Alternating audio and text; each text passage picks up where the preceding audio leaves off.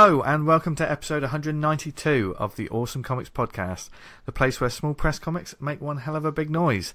I'm Vince Hunt, creator of the Red Mouse from Mars, and this week I'm joined by the creator of the superhero webcomic Vanguard, Dan Butcher. Hello. Our one-man motley crew, known as Tony Esmond. I want to see that movie. That's coming out, isn't it? About them putting their cocks in hot dogs and all that sort of shit. That's why I made the reference. Yeah. It's the Beatles. Yeah. It's the Crankies. Yeah, Crankies. Oh dear, emphasis on the crank. And also, we have another guest. Yes, we're going back to the regular sort of theme of the show and the way we all do it. So we've got a guest for the whole shebang this week. And he's an artist whose work can be seen in his series The United, Portal Comics Anthology, and pod favourite Transylvanian Knights. It's the one and only Jonny Cannon. Welcome, sir. It's funny. I know someone that slept with one of the Crankies. One of those swinging parties, because they're swingers, aren't they? Yeah.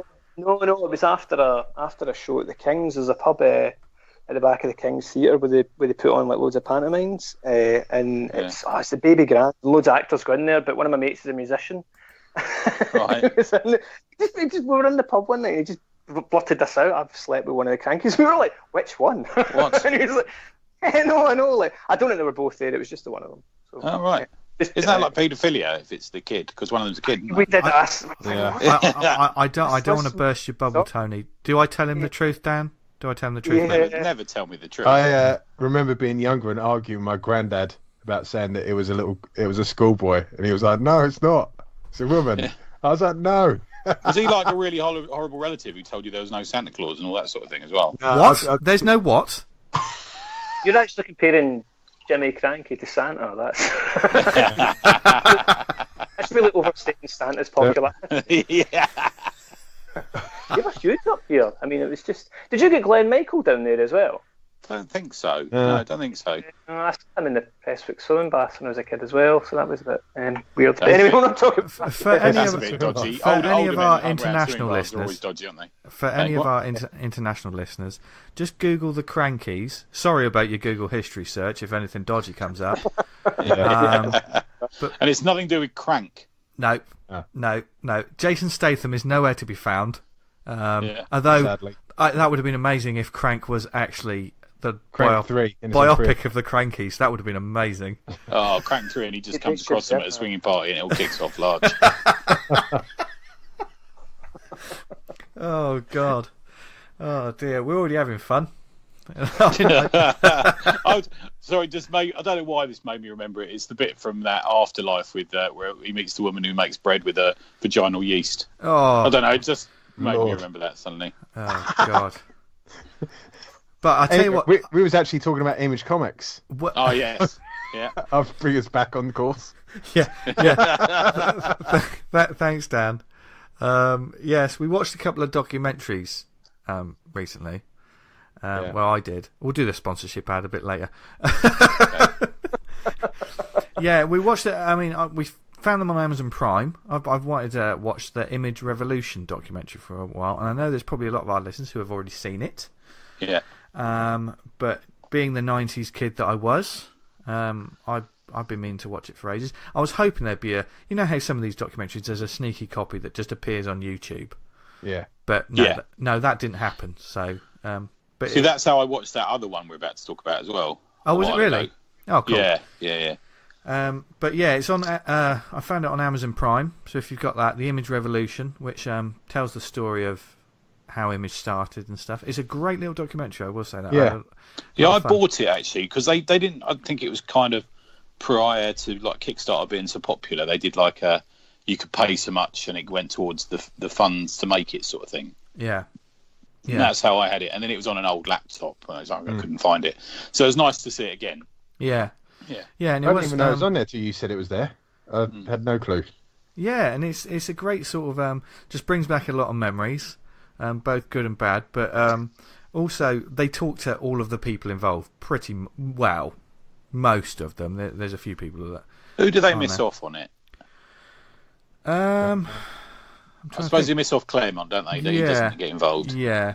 And they don't speak to DeFalco and Shooter No. I suppose the sort of the Marvel side of things. I think if you're talking about the 7 public pillars of Image, the ones that we all know, they're all covered, aren't they? Yeah, they're all covered. I did not realise how much fucking McFarlane hates Marvel. Oh, and that comes across. And DC. Yeah. And DC.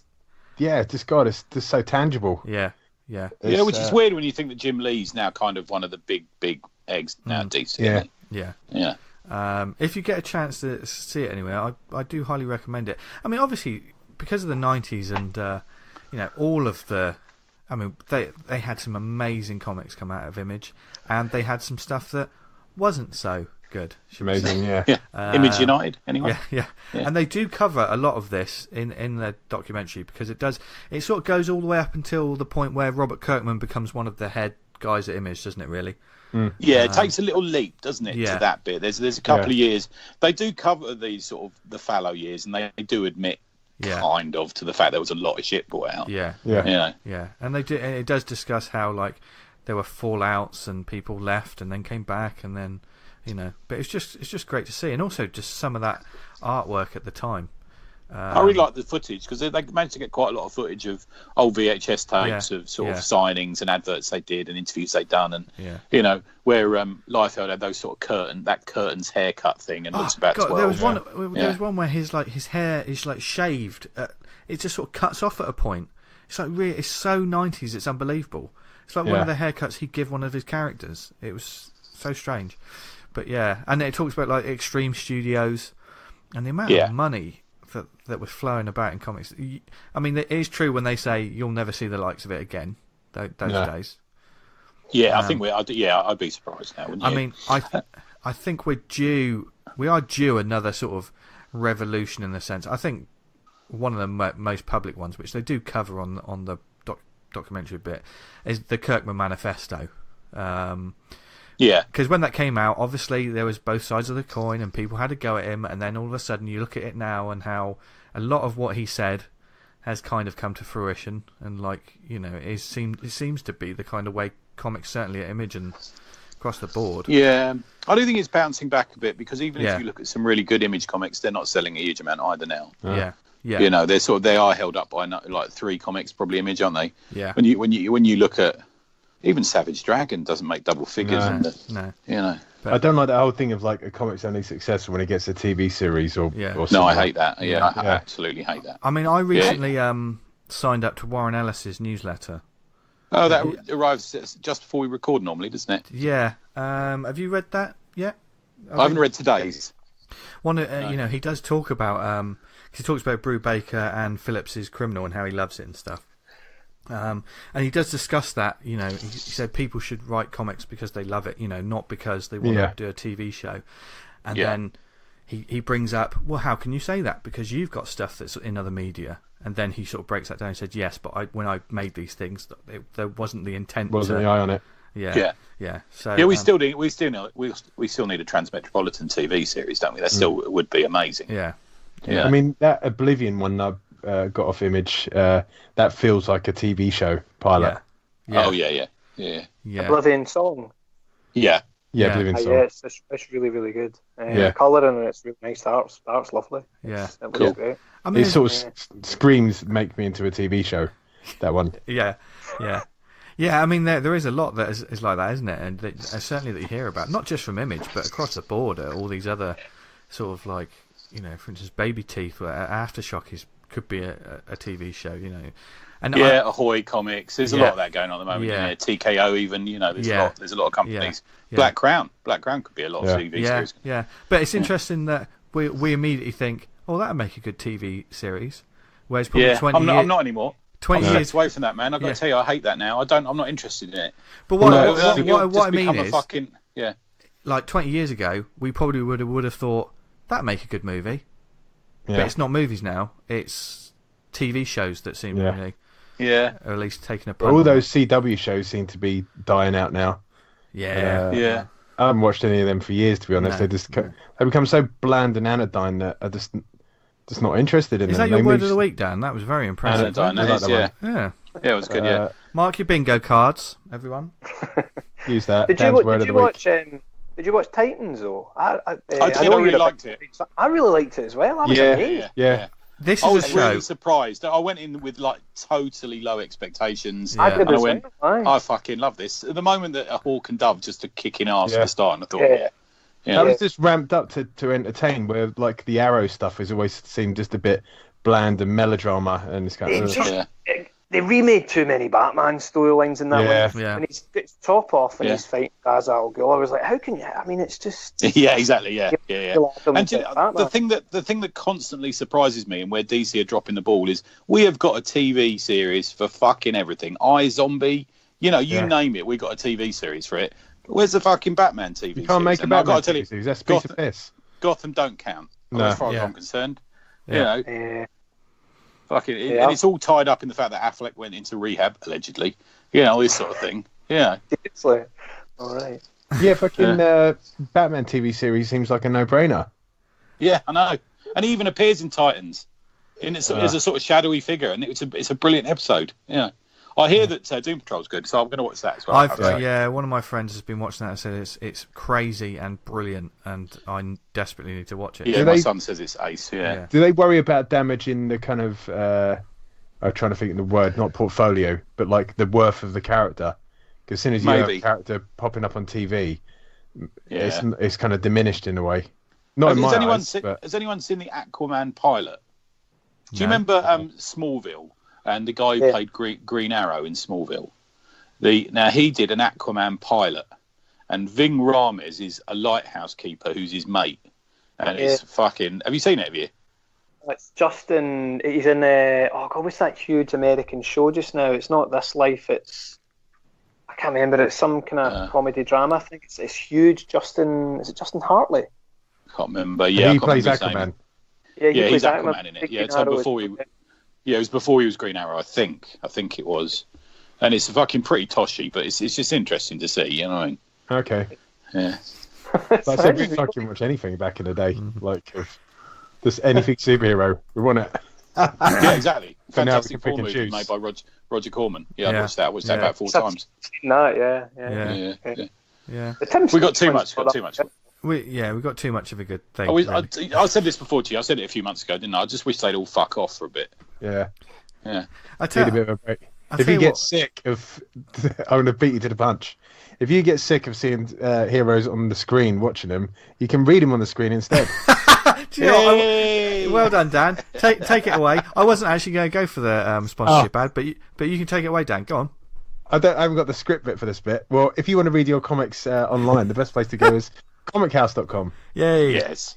and check out the app, which has got dozens and dozens of great comics on it. Do you know, Yeah. do you know what? What's I'm up this so week, Dan? I'm so proud of you right now, Dan. Go on. We've got The High Priestess, issue 1, Monologue Volume 3, issue 3, Queen Sonia, issue 18, Project Superpowers Black Cross, issue 3, Captain Fishbeard, Volume 1, Surrealsville 10, Weisenmeisters, Volume 1, The Sickness, Volume 2, and The Awesome Comic, issue Yes. 3. Issue 3. Yes. Issue Yeah. 3's on there. Yeah. With a cover by Mr. Tricchino. Yep. Yeah. Yeah. Get that up in that top 10, leave comments. That'd be absolutely fantastic. Yeah. Yeah. Don't worry about anything else. Just read our comic. There is tons of digital books on there in their library, and it's only getting bigger. It's a subscription service that's only £3 a month, and you get access to all of that and more, and more. And seriously, folks, it's huge. it's Thank you.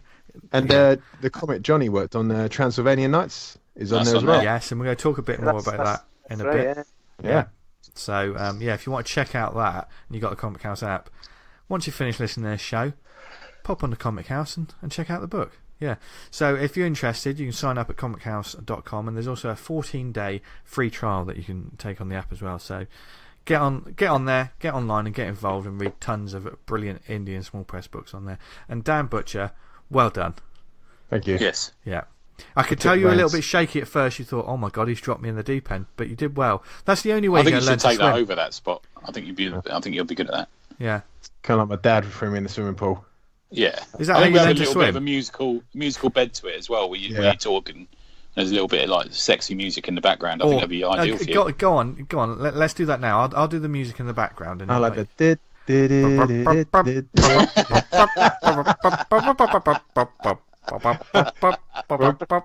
Well, maybe you can lay that sound effect in on the one of the music I've just done. Yeah, crack on with the editing, Vince. Come on, that's easy, mate. See, that's what happened. Dan's done me again. He returned. He returned the serve. Well done. We'll put it on a Twitter poll. Dan or Vince? Should I create any more work for you, Vince? And I can go. Oh, we haven't had a poll for a while, like I normally say. Yeah. Oh God. Yes. Yeah. Yes. Anyway.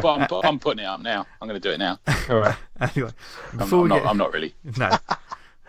He said that before. And before we get stuck Is it in yet? there was Never goes down if you watch it. right. Any of our loyal listeners, just email us and let us know how many times he said that over the course of 192 episodes. But I said it in a singy voice this time. Oh yeah, it's true. You're gonna have to sing it every time now, Tony. Every time. Yeah. I could bring my harmonica out again, couldn't I? You like that? Don't you? Yeah. Go on, do it now. What? Hang on. What? Harmonica? Did you say? Yeah. Oh, hang on. Hang on. There you go. Beautiful. Thank you. Beautiful. There's going to be a musical interlude halfway through the show where Tony is basically going to do the shortened version of the Inception soundtrack, all done through harmonica. And Vince is going to play on the linoleum.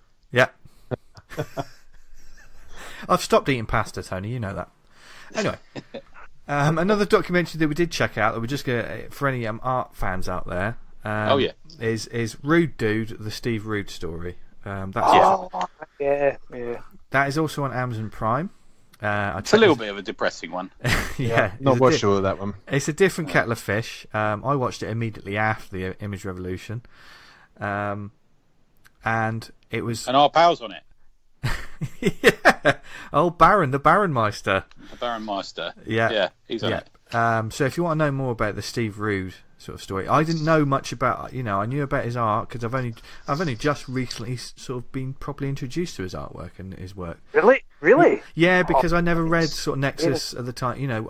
I mean, because of Tony Esmond, I started reading Nexus because he bought me an omnibus. What did I do? I sent you an omnibus. Yeah, they're good actually. Those omnibus. Yeah, and it was beautiful stuff. Yeah. But he was always a figure that I would see in like top lists of Wizard and things that around the time in the 90s he was the great critically acclaimed artist, but that did not come with money as you discover from the documentary. He's amazing. And he stayed with Dave Gibbons when he was working on. There's always some nice moments in it. Yeah. It does explain why he stared at me like I was a lunatic that time at New York Comic Convention. Yeah, probably because he was a little bit strange as well. Yeah. Because it does discuss like his bipolar disorder and how it's made it sort of difficult, like his artwork difficult, and like obviously his family life and stuff. It's how he threatens to kill dogs. Yeah. It's interesting. It's funny at points. It's heartbreaking at times. And if you really want to find out more about an artist that you really need to find out more about, I think he is amazing. Then seek this out. How would you describe his artwork? It's very retro classic, isn't it? It's very there's a paperback cover noir feel to it almost, but transposed into a Toth-like sort of sci-fi feel. Yeah, isn't it? It feels like one of the artists from like those classic 50s or 60s sort of advertising campaigns that used to do these beautiful painted like that. Yeah. Did he do this? I've not seen a documentary. Did he tell the story about his interaction with Alex Toth when he reviewed his Johnny Quest pages? I can't remember actually. He does show a lot of. He does talk about Toth quite a bit. He shows how his sort of alien design is very influenced by Toth. No, I don't think they talk about the Johnny Quest stuff. What story is that? It's I remember it from back when it was years and years ago. I read this thing and it was posted online. It was loads of Steve Rude, Johnny Quest pages, and there was kind of comments and stuff in the margins. And it's I remember this. Yeah. Sent Alex Toth for commenting, and it was basically like fucking. He just tore him one, didn't he? Just ripped into him. Like, this guy's a genius. It was his page layouts as well, and his layouts are unbelievable. Like Steve Rude, I think he's probably the best in terms of page design. He's so innovative. It's incredible. It's quite European sometimes actually. His stuff as well. I don't know where he's picked that up from. It's whether there was anyone in particular like Mobius or something like that. But he's just he's unbelievable. I think his stuff's amazing. Yeah, I do as well. Yeah. And if you ever sort of wonder, why didn't he work with Marvel and DC more? That's covered in the documentary. Yeah, I asked a publisher why they weren't working with him about a year ago, and they referenced that documentary. Yeah. To me. Okay. Yeah. And it all becomes clear. Interesting. You're about halfway through it, aren't you, Dan? I think. No, I'm not even that far in. Oh, right. I was in about 15 minutes, and I got. Oh, so you're at the swayed point by where they're that. talking about how amazing his artwork is. Yeah. 'Cause and then it changes. Yeah. But you have like people like Alex Ross and Adam Hughes on there. People that I haven't seen really. I mean, Alex Ross I've seen a bit, but I've never seen Adam Hughes on. And I love the Galassi story where Galassi goes, he's sitting in his house, and his mum goes, "There's some weird bloke on the lawn." Oh yeah. And he goes, "What are you doing, man?" He says, "Are you Paul Galassi?" He went, "Yeah." He says, "Oh, I've come to see you." And he's like fucking hitchhiked or something across the country to go and see Paul Galassi at his house. Fucking Galassi brings him in and gives him tea with his mum. Brilliant. Yeah. So, I'm in the mood to watch a lot more sort of comic documentaries, comic making Yeah. documentaries. There's and not stuff. enough, isn't there? Comics Britannia's worth a look if you can find that. It was like a BBC 4 thing from 7 or 8 years ago at least. Yeah. But they've got all the big, Boland and Moore and Is that the Gibbons one and Ross all this did? sort of. Jonathan Ross. No, it's I've got a feeling does Paul Gambaccini narrate it? I can't remember now, but it's a 3-parter and it covers like British comics. Yeah. So it's good like that, Yeah, he's a top. He's a talking head. Aye.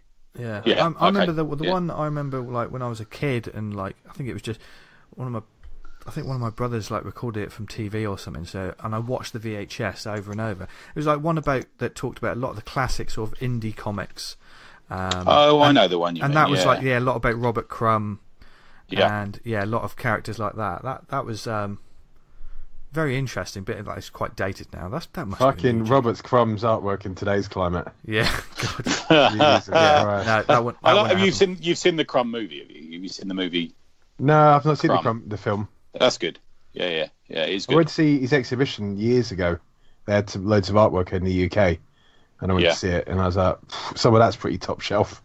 Yeah, I bought some of his sketchbooks, not the originals, Yeah. unfortunately, but and I really like looking at some of that stuff. I don't particularly like the geezer that much. He's a sort of really strangely unpleasant sort of guy, but I just like a lot of his comics. Yeah. Yeah.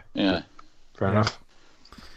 Well. So if Talking of you comics, out there, obviously when we speaking of comics, now Bring when it back round. we'll post this episode obviously on the Facebook page or whatever. So if you guys know of any of those documentaries, whether it be on YouTube or anywhere, Recommend a few. There's a few out there now, aren't they? There's a few that are sort of. There's a lot on the Amazon Prime that are like toshy, I mean, as much as we talked about, I like Kevin Smith.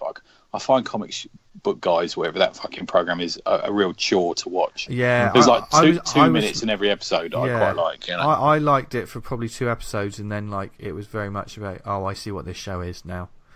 Yeah. Robert Kirkman's got a TV show, and it's on. Is it AMC that Walking Dead's on in the States? There's Robert Kirkman's History of Comics. Oh yes. I've heard about this. Yeah, this looks good. Yeah. I don't know about that one. I don't know if that's over here yet. Is there anything? I don't think so. You'll be able to get it through Amazon Prime or something. Maybe, I'm not one of these guys who knows how to download things illegally, and I would never do that, obviously, because it's against the law. But I'll have to have a look. Unless it was off Pornhub, of course, Tony. So. Yeah, Pornhub. Yeah, I'd watch it if it was on X-Hamster. That's fine. Yeah. I'm not putting any of those links in the show notes, by the way. I've got a few X-Hamster links I've already sent you, and you know that for a fact. Yeah, and I just ignore them or block them. A mate of mine, he used to send me porn like 70s porn films whenever he found anyone who looked vaguely like me. He would send me the link. That must have been all the time. It was quite often, yeah. Oh. Was that during the period of the handlebar moustache? It was the early Ron Jeremy days, not the later ones, you know. Oh, right. Was it made it tricky if the actor looked like you, Tony? Yeah, I find I can't quite finish. Do you know what I mean? If it's me, it's difficult. Yeah, chasing the elusive vinegars. Yeah, when I'm sort of, it turns more into a sort of mechanical function of masturbation rather than actually enjoying it, you know, just really fucking going for it, you know. It's more like cranking one off to Quantum Leap, isn't it? Really, if it's like that. Well, no, that's all right. Have you seen Quantum Leap? He's a lady, I quite like him. Yeah, what? And when it gets to the moment, you go, "Oh boy." Yeah, I still say that now. Either that, or occasionally when I'm with a lady, I'll shout "Riptide to pull you under." That's one of the ones I shout. Yeah. He tries to put right what once went wrong. He tries to put wrong what once went right. That's how I'll go. This is going all right, Mr. Cannon. It's going all right. Yeah. It's like downhill when I mentioned or rather you mentioned the crankies, but I was saying page layouts, because you often post your stuff up, Johnny, and like your page layouts, more often than not, you're really going for it, like putting in circles and really playing with it. Mine's kind of a bit more stock, slap a few lines down and away you go. But I like your layouts. Yours are different because you play about with. One of the things I noticed about your stuff, I don't know if it's because the webcomic, was your panel borders are different.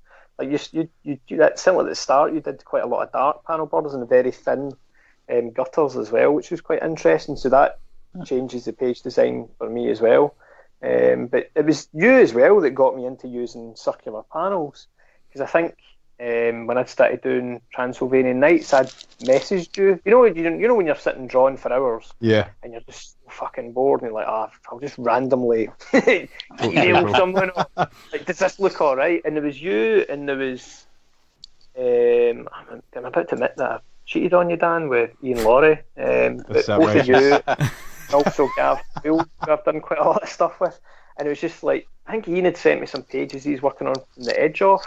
Because we're just chatting about. I can't remember how it happened, but you were the one that I'd said, "I think circular panels can never work." And I asked you, and I asked my mate Gav Boyle that does Escape from Coatbridge, and you were like, "Nah, they don't really work. You've got to use them sparingly." And I thought, right, fuck him, I'm going to put him in every fucking page.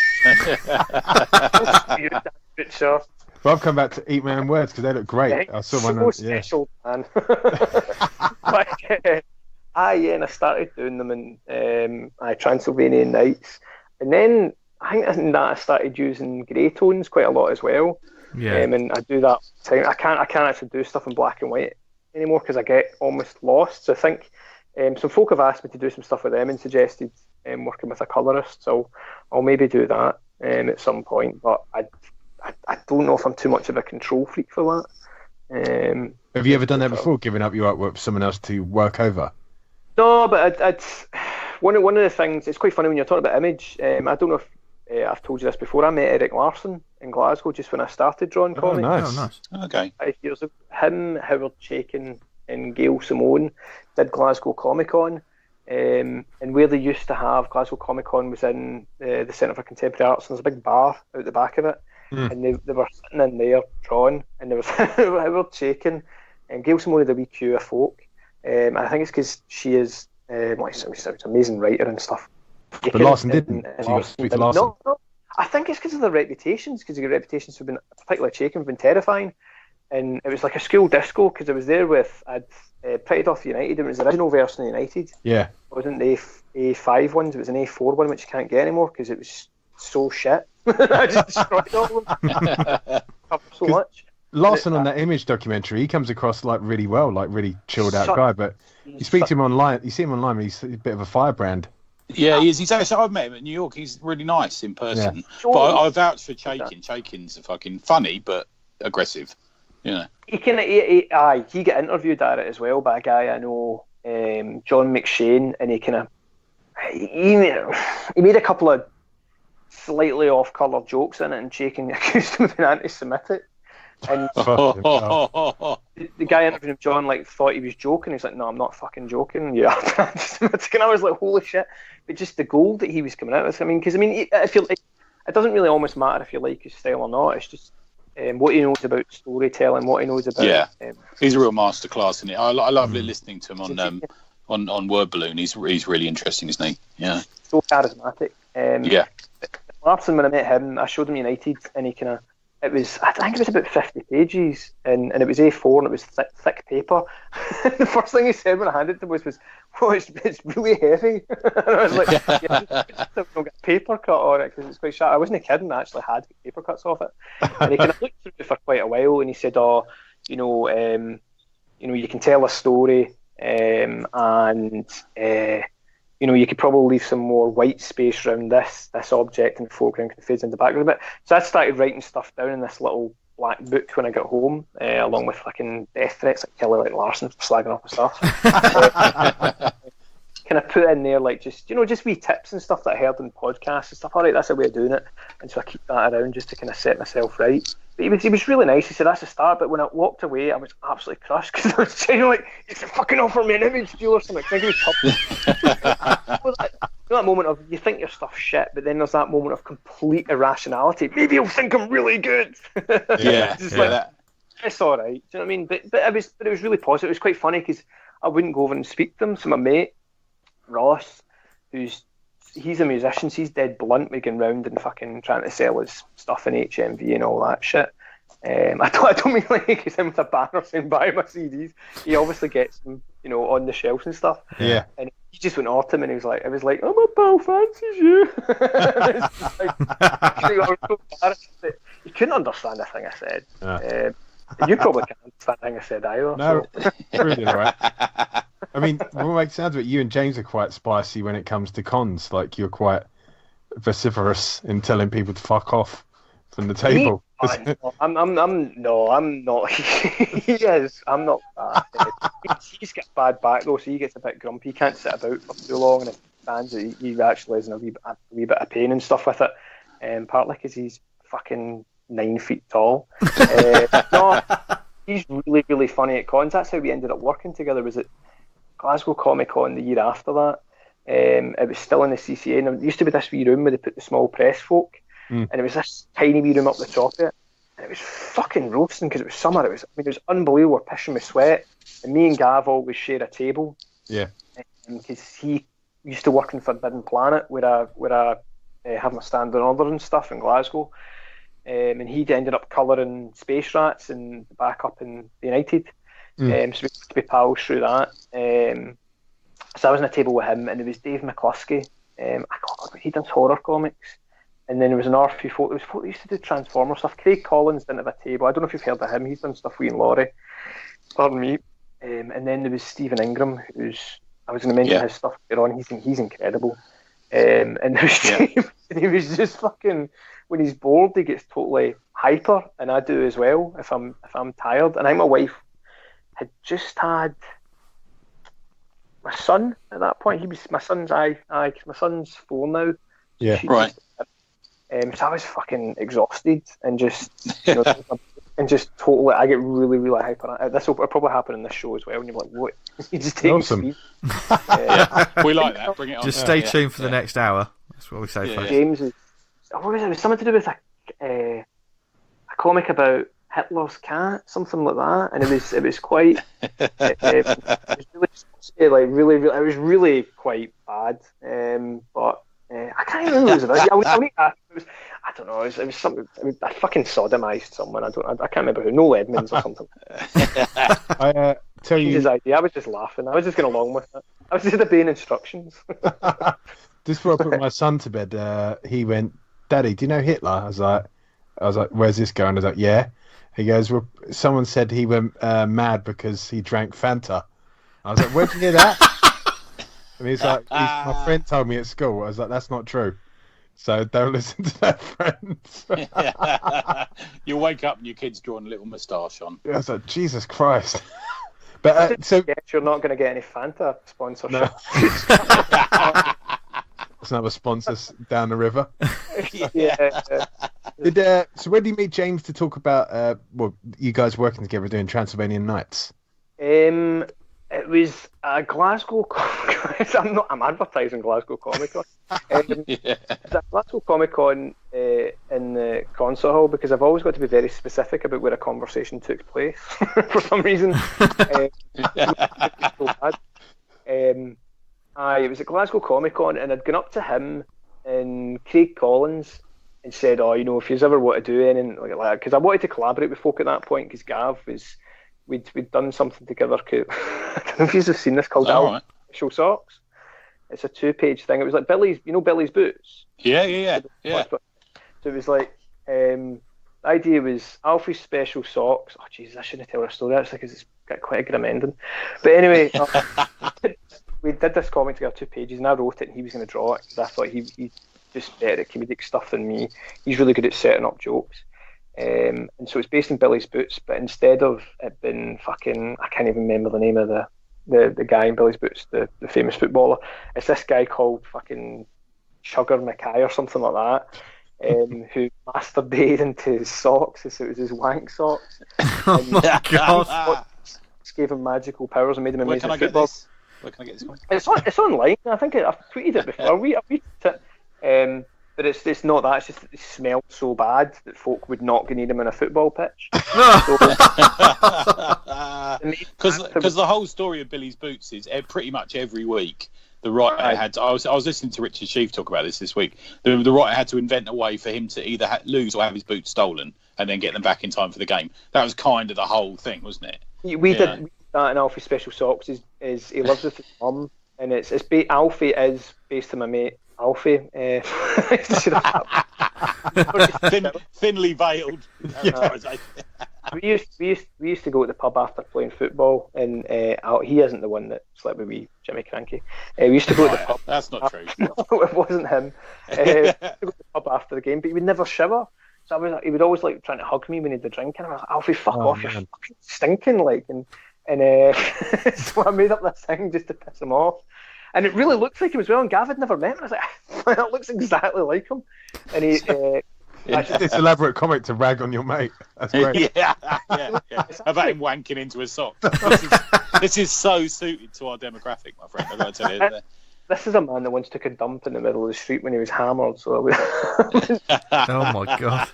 I remember having a conversation with a mate of mine whilst he did a poo into a dustbin. That was good. Yeah, I hope he doesn't listen to this. Have you ever had a conversation with someone where they've been able to share? I can't think that I have. Records. I remember he finished doing this shit and he pulled out, and it was like early morning, and there was like dew on the newspaper that was lying in the top of the bin, and he wiped his arse with it. I remember him looking at me, making eye contact, and going, "That was quite nice, that, because that had dew on it." And I'm like, "What do you mean? I can't be watching them." Hey. Obviously. Yeah, he was watching him. I was talking to him. Yeah, while he sat over this bin in the street doing a poo. Yeah. He paid him for it. He was like, "I need to go to the No, I'll give you 20 quid if you do it in that bin. Go on, I want to watch. I want to watch." I had another flatmate a few years ago, and I've got IBS, so I'd go through toilet roll like nobody's business. Do massive shits. It's ridiculous. And my old flatmate, he never bought toilet roll, and I used to say, when I moved into the flat, I said, "Look, I'll just buy my own toilet roll because it's not fair, because I go through it really quickly, and you'll just get pissed off with me using not all the bog roll." He never bought bog roll once. He was a manky bastard. He used to buy the exchange in Mart and wipe his arse for that. He'd have all There's a lot of pages in exchange in Mart. That's fine. Yeah, but I get pissed off with this because it's like, it's fucking stinking. And the newsprint was marking the lino in there. We were students at the time, so I threw them all out. And instead of wiping it, like, he wiped his arse with a cardboard tube from the toilet roll. Jesus Christ. I made it shovel. It's like, not very European of him.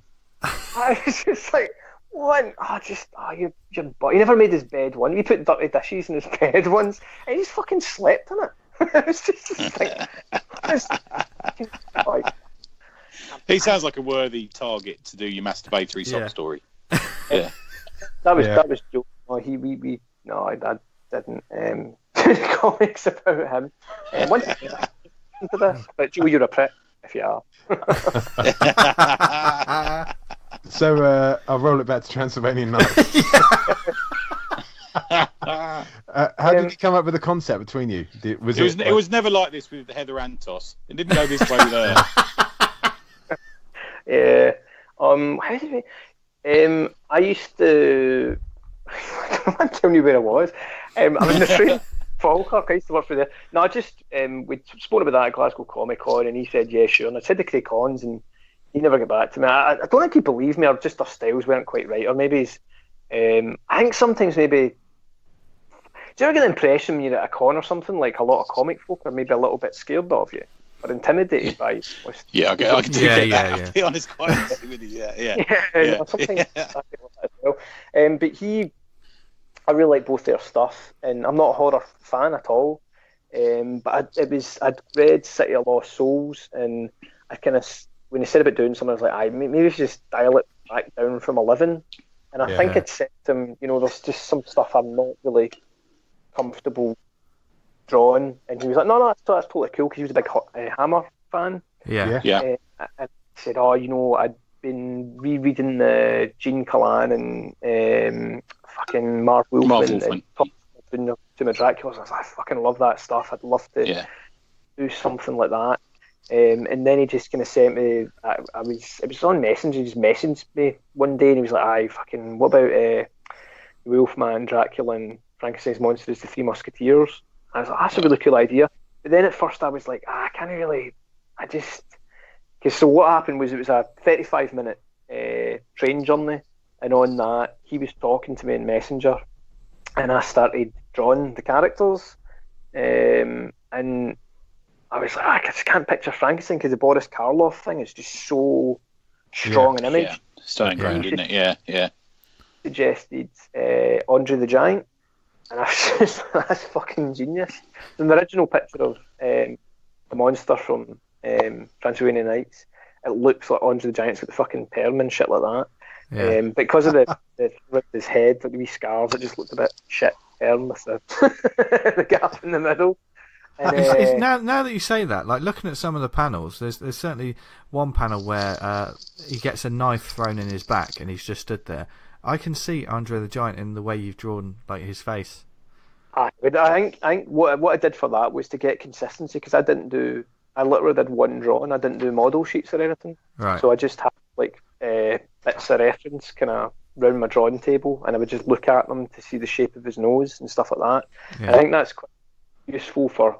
I mean, I don't always use reference. I don't really use a lot. I think in the divided, unless it's for specific buildings or things like tanks and stuff, like guns, specific things I will use reference for. Yeah. Yeah, character sheets are a funny one. They're something that I think for a future project, I'd like to do a lot of things like that, and almost have like a little Bible before I even start page one, because I haven't done anything like that for the Red Mask.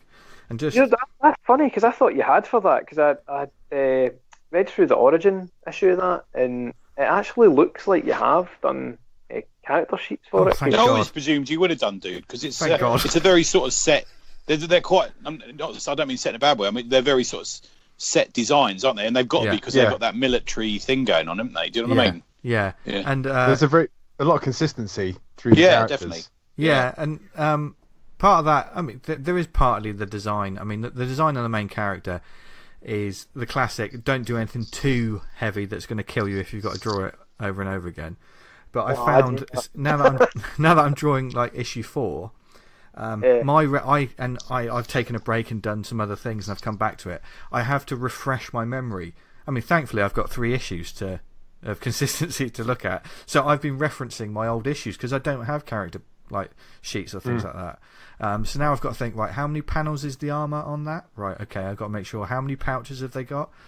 So that's been a little bit of a learning, so that in the future I'm probably going to do character sheets. But I don't know, sometimes they can be a little bit laborious doing things like that, you know, to do a character from all these. I mean, they're fantastic. Sometimes you just want to get started. Yeah. I mean, it's great when you see them in, like, you know, the backs of like books and stuff, you know, those wonderful sketches in the back, and think, oh yeah. But to actually do all that for lots of different characters before you've even started page 1 just seems like a lot of work. I know it sounds really lazy, doesn't it? But no, I can understand it. You can only have so much time to do this kind of work, and I've gone back and done them, so I've written like the first sort of 5 from a point of view of a written sort of Bible. Yeah, I've written the first 5 pages and gone back and thought, right, now in my head I know the way the action's going. I'm going to go back and write. Right, this is this character. This is his background. This is this character. This is her background. Do you know what I mean? And also by writing a character, a character develops as you write them as well, isn't it? You can write just a line of dialogue that is like, oh, I really like that. Let's go back and develop. You know, that's part of the backstory now. Have you ever found that? Yeah, all the time. Yeah. You add to the history as you go along, don't you? I think it's only fair. I think everyone does that, which is quite a good thing. I kind of like that, you know. I think if you go into something with this sort of preordained, he can't do this and he can do that, that would piss me off if I was working with someone who was like that. Do you know what I mean? Yeah. I have to say, Mr. Cannon, I know our minds occasionally meet around Bronze Age stuff, and I know we were chatting about. You mentioned to me earlier in the week we'll always have Claremont, Byrne, and Austin. We were talking about stuff. Do a lot of, and you just mentioned Gene Colan there. Is there a lot of your influences come from back in that period, or is there anyone you particularly would like you like from back then? Oh, Alan Davis is the one. Right, good. I love everyone. Alan Davis. I loved John Byrne when I was younger. I don't mean that literally. Although I'm sure he's actually not a very nice man from everyone. Yeah. I'd still hump his leg though. Do you know what I mean? Well, actually, someone told me the story about. I don't feel comfortable with this. He was Kieran Dwyer's stepdad for a while. No. No. Yeah. Kieran Dwyer. That he drew Captain America for a bit and stuff. He was John Burke's stepson for a while, and he'd. I never knew that. Jim Stewart that writes and draws Ganja Man told me this after a live podcast thing, and basically he'd met him at a con when he was a wee kid, and his mum had taken him to the con, and he'd met me. He said, "Oh, do you want to come home for dinner or something like that?" And he went to get his pals to introduce him to John Byrne and took him back in the house. John Byrne was shouting at his mum. Fucking hell! I wish we got action like that on this podcast. But they ended up married for quite a while, and he based someone in Alpha Flight on her. Right. It was based. I don't know if it was Heather. Yeah, I was going to say Heather would be the immediate one you'd guess, wouldn't it? Really? Dave Cockrum used to draw. Is it Patty Cockrum in the X-Men comics, and like Chris Claremont would feature in there before like him and Byrne fell out with each other.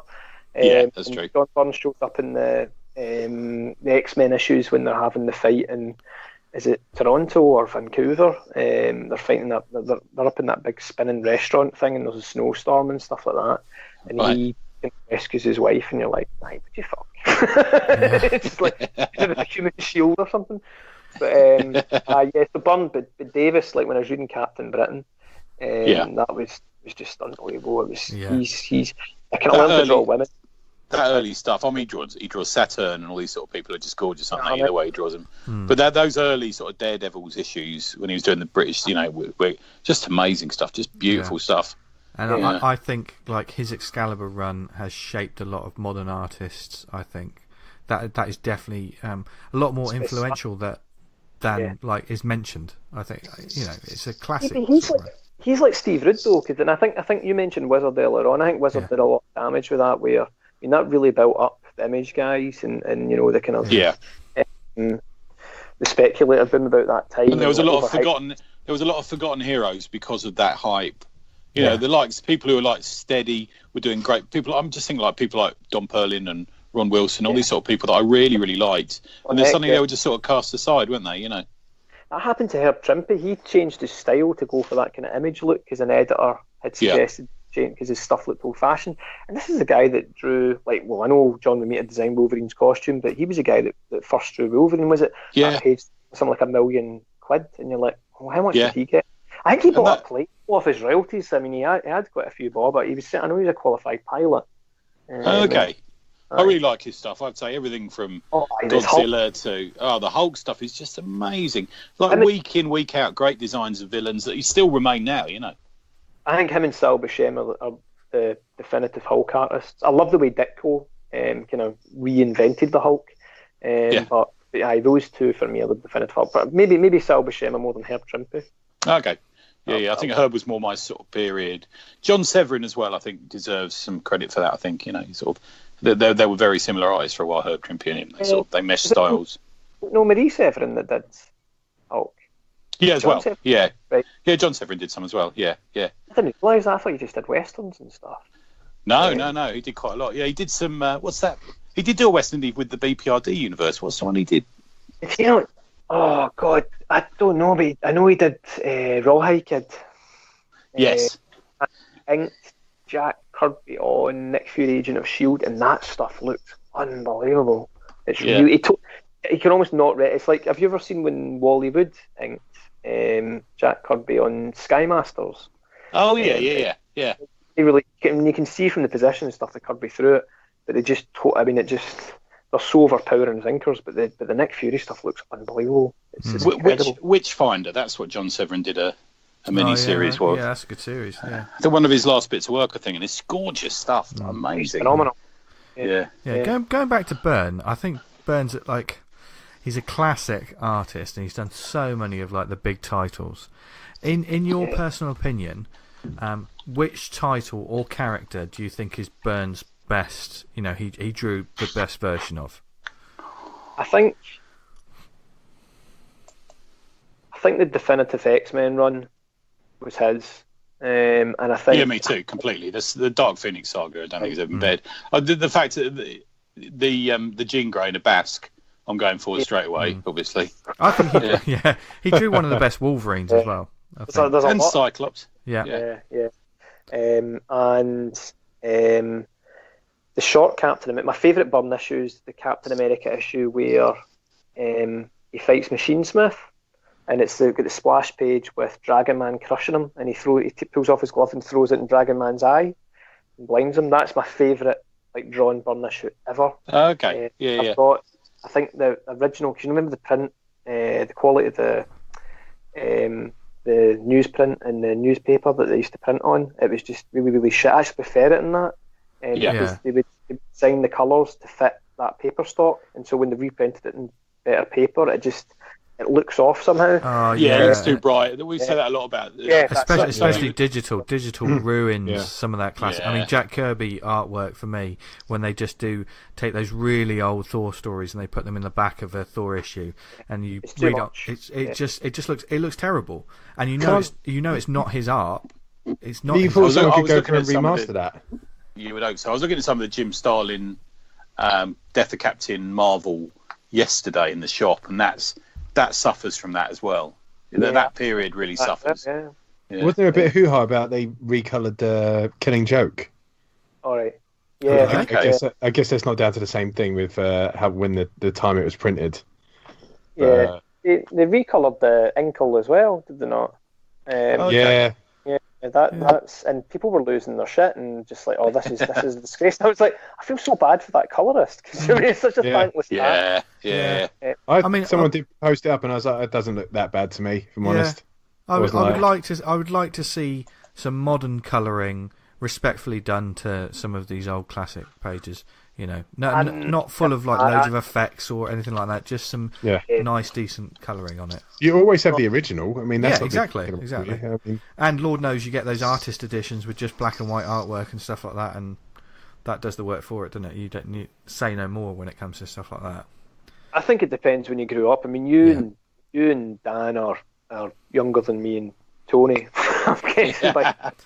So, I mean, when I grew up, it was reading Marvel UK black and white reprints. So when I first saw an American comic, it was what was it? It was fucking Marvel Team Up 83, and it had Spider-Man. It was a Rich Buckler cover, inked by Steve Lealoa. What was in that? And it was fucking Nick Fury, Black Widow, Silver. This is the Shield. This is the helicarrier thing. Yeah. It's Sal Buscema inked by Steve Lealoa. It's just Jesus Christ. It's unbelievable. It's fucking. They're great issues. Yeah. It's stunning, and then it's nuts. It's totally ramped up, and that was my first American comic I saw. The first British comic I saw was Marvel Superheroes. I actually told this in our podcast, and I did a shit on it basically when I was a wee kid, and my dad insisted on it, and I was like, can't we just clean it? Because I had an upset stomach and I always read in the toilet, and I did a big shit in the middle of it. We got a theme for this episode. I think we have. No, that's the Silver Surfer, Doc Savage, all that sort of. That is that the series, the superheroes, the British Weekly series. It was so it's when Captain Britain was reprinting the back, and the first issue I had was the second issue that Dave Thorpe and Alan Davis had done since they kind of reinvented it. Okay. It's the Avengers, and it was the Red Guardian was in the front cover, the John Buscema one, but because it was larger kind of A4 roughly size, it was like fucking, John Buscema's stuff. He's unbelievable. Yeah, it's brilliant. I think he's probably Alan Davis. I think is like you can see a line like from say John Buscema, Neil Adams, Jose Luis Garcia Lopez, and Alan Davis. I think you can go right back to guys like Alex Raymond. They're much more illustrative. Yeah. Completely. John Romita. If you've ever seen John Romita's stuff from the 1950s before he worked in romance comics, he drew Captain America, and it's like milk and if. Yeah, I was about to say Milton Caniff. I love his stuff as well. Yeah. Well, Steve Canyon's fucking amazing. Yeah, amazing. Yeah. Storytelling's amazing. Really, really good. Dan, do you ever get the feeling that when there's two people on exactly the same wavelength, you just have to let them go for it? I feel like you know the meet cute that they have in romantic comedies. Because I've been talking about poo for half an hour. Poo and classic comic artwork. I think you two should get married. Those British weeklies. So, Mr. Cannon, the same thing with me is that, like, we were gorging on Silver Age long after the Silver Age had finished, but it gave us that Marvel sort of origin history thing, didn't it? As well, when you think about it. Did you gorged in Silver Age? I was like, what? I mean, do you know, like, you hear or read so many interviews with folk and they say that when they were younger they didn't get Kirby or they thought Ditko was shit and they much preferred Romita, and then when you get older, I think it's if you particularly start making comics, that's when you actually start to look at, like, particularly guys like Ditko, you're like, holy fuck, this guy. And Wally Wood. These sort of guys. Yeah, definitely. Wally Wood's amazing in the just amount of cheating he did in the strips, because I mean, this swipe stuff now that people talk about, it's like, you're like, Hollywood was famous for it. It's just, it was always about, I mean, these guys had studios. They weren't even drawing it half the time. It was, they'd folk assistants doing it and stuff and doing backgrounds. Hergé was the same as well, had the studio behind him. It's just because I think a lot of them worked in advertising, so it was a case and Neil Adams is the most famous probably for that, isn't he? Continuity Studios, I was at Mike Palutta and Barry Windsor-Smith, he worked from what were they called? There was a famous name for them. Were they the Krusty Bunkers or something like that? Was that it? That's right, you're totally right. Oh, they were all that's a horrible name. There's a no, it's not a podcast, it's in a is it the Comics Journal or Comics Bulletin or something like that. They've got a whole series of interviews, and the guy that's interviewing them is like really obsessed with Continuity Studios. Larry Hama came out of that. Oh, okay. Yeah. He had a bunch of guys. I think Larry Hama and Howard Chaykin were Gil Kane's assistants as well. So you had those guys who were trained by guys who were pros. And I think just now, maybe that's been lost a little bit. It reminds me of the time now in Marvel, seems like the time when Roy Thomas and Len Wein, Marv Wolfman all came in because they were fans. And I think now is that third age almost for Marvel, where you don't have that connection. It's something that's very different now. It's a Marvel comic to me doesn't feel like a Marvel comic anymore, unless it's something like I really liked Kelly Thompson and Leo Romero's Hawkeye comic they did. I thought that was fantastic, and it had that chemistry. I thought that was really, really good. But I've kind of stopped getting Marvel now because it's just. I had a big conversation with the guys at Orbital the other day, and I'm like, it's kind of like my parents almost Marvel at this point, But it's some of it is just such tosh at the moment. I think, in all honesty, from the big two companies, I mean, this is going to sound strange coming from this show, but there's too many comics. There's far too many. I think they need to cut back. I mean, yes, we always want more like issues with like X-Men or the Avengers or whatever. But who the hell, this is a personal gripe, who the hell is screaming out for more old man this comics, old man that comics? Why is everything... I've got to tell you, Uncanny came back. Uncanny X-Men came back, and you're probably same as me, Johnny. I loved that comic. It's one of my favourite ever comics, and they decided Uncanny's to reboot the best it. X-Men comic. It is, it really is. And they've done. They did it as a weekly, and by the time you got to issue 12, it's such a fucking mess again. Yeah, I've been reading X-Men comics now for 47 years or something, and I can't understand what's going on. Yeah, this is really, really sad, but I kind of really related to Cyclops as growing up because I was really skinny, had no social skills, and wore glasses. Oh my god! And it's I think that character is perfect if you were kind of if you're absolutely hopeless and no confidence speaking to women. So you suddenly see yourself heroically shy. Panels today, didn't you, Tony? And I was like, well, what the fuck is that? There was a couple of X-Men panels, and like one of them they find a legal. Sorry, man. What was that all about? Because I saw that as well, and I was like, it's weird. It's like this handwriting. When I read it, it's like, oh my god, his handwriting looks so digital. So they find a legal pad on the pool table, and it's got a list of X-Men they're going to kill or something, and it's just so badly done. It's just like someone's used a different font on it. And I thought, is that meant to be like on an iPad? No, it's not. It's actually a pad. And it's just like, what the fuck? And then suddenly the actor, who they obviously modelled Wolverine on some actor they were watching on telly at the time. And it looked nothing like fucking Wolverine. Yeah. I don't know why you'd need reference to Wolverine, because, like, he's got the beaten up face. Surely that's an easy one to do. Yeah. Well, for me at least, the beaten up, weathered faces are easier to do as opposed to the kind of like the very clean ones where if it's slightly wrong, it's well out. Yeah. Do you know what I mean? There's a website I'd like sort of going to sometimes if I eat my breakfast or taking a shit. It's fucking sometimes at the same time, yeah. What's it called? Oh Christ! It's not League of Gentlemen, something like that. Again, I'll post it underneath if you tweet this. And it reviews each issue of the X-Men. I also like the Jay and Miles Explain the X-Men podcast as well. Right. Yeah. They really get into it, and it's just. But reading back through those reviews of old issues and stuff like that, and I kind of read X-Men up until Mark Silvestri. I love this stuff. Yeah. And also stuff. His work, they like during that Image documentary, they say Mark Silvestri by far was the best artist of all of us. He was the one that he wasn't married like to a model or something, and he was like a millionaire, and he was a really good looking guy and had the swimming pool and all that shit. And they all looked up to him. I liked the way he drew as well. Always reminded me of the way he drew figures. They look like fashion models, and you see fashion catalogues. Just it's that very sketchy way of drawing, and everyone's quite thin and quite elongated limbs and stuff. That's the way I always thought he drew. But I loved his stuff. I loved Rick Leonardi as well. Not so much in X-Men, Spider-Man 2099. I thought that was so good. He was incredibly fluid. Really good. Okay. Just on that point you were mentioning earlier, V, I was trying to think of a documentary that I watched recently that would be good. Have you seen the one, any of you, on Jeffrey Catherine Jones? No. Jeffrey Catherine Jones was in the studio, which we just mentioned there, with Barry Windsor-Smith and Mike Kaluta and Bertie Wrightson.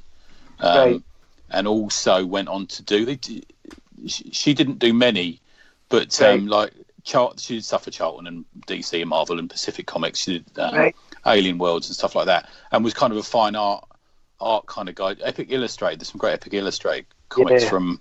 But it's the sad. If you think the Steve Rude documentary was sad, watch this one. Fucking hell. Is really? Yeah. If you just look up Jeffrey Catherine Jones. He was Jeff Jones originally, and then he transitioned. And it's a really sort of sad story, but just the most incredible art you've ever seen. Just beautiful. Oh wow! Yeah. The guy, who's the guy that was? He was Stan Lee's favourite artist, and he died in a train accident. I can't remember if he killed himself on a train or he fell off a train or something. Joe Mick something. And I've seen some of his stuff, and it's an incredible artist. But it was him, like when they were redoing Marvel, it was meant to be like him, Kirby Ditko, and he was Stan Lee's favourite artist because he was. I don't know what this is. Yeah. Oh God! I bet you're really glad you asked me on. Was he the really young guy that worked? Like almost you're worked himself. You're thinking of Gene Day, aren't you? You're thinking of Gene Day. Yeah. No, it was definitely something like that. It'll come back to me. It'll come back to me probably 3 weeks' time. yeah, exactly. Yeah. There's Johnny in fucking Skype again. Oh, guys, it was Joe McSwordface or something. McSwordface. Joe McHooney or something like that. But he was really, really, really good. Yeah, I mean, I think it's clearly obvious. I mean, from this, there's so many artists and creators that our listeners will know and love and probably rediscover again after this chat. I mean, you are sort of neck deep in comic knowledge and history and stuff, and it's clearly influenced you in everything. Except I can't remember the names. yeah. Well, as long as you remember the artwork. Yeah. No, it's quite funny you mentioned that because I was listening to a Ryan Otley interview, and he was talking about he got asked who his influences were, and he was like, Todd McFarlane and stuff like that. Yeah. And then I was reading this Avengers annual. I was like, God, this guy Michael Golden really draws like Todd McFarlane. I wouldn't be ripping him off. And that's what you realise. Like, it was the same with me. Is you kind of when you find out when you start to recognise your kind of heroes artwork and before them. And that's why I think that through line, Scott McCloud mentions that in Understanding Comics. He's got that fucking pyramid thing. Yeah. I think he's got Alex Raymond on one side and Milk Kniff another. And I suppose, I mean, you asked me about 2 hours ago about fucking influences. There's people that I really like, and then there's people that I can see their influence in what I draw. And the thing, I suppose, is the layout, the page design. Yeah. I think it looks like a British style, which is really weird because I used to get Battle. I wasn't really into 2000 AD until much, much later on, and I kind of got, like, I don't know, maybe 4 years ago I started getting the early sort of classic Judge Dredd case files, and I was like, fucking hell, this is amazing. And Strontium Dog, this is unbelievable, it's so good. Yeah. I never really got Square, but that page design with circular panels and stuff like that. See, to me, that reminds me a little of, I get a little bit of Bellardinelli off you, dude, I've got to tell you. Really? Yeah, I don't know why, I just do. It's just maybe the inking you use, I don't know. Yeah. I am shit at inking. It's what is your process? What is your artwork process for a page then? Well, it's a bit different because I don't do a script or anything if I'm doing stuff myself. I just I really shouldn't admit this.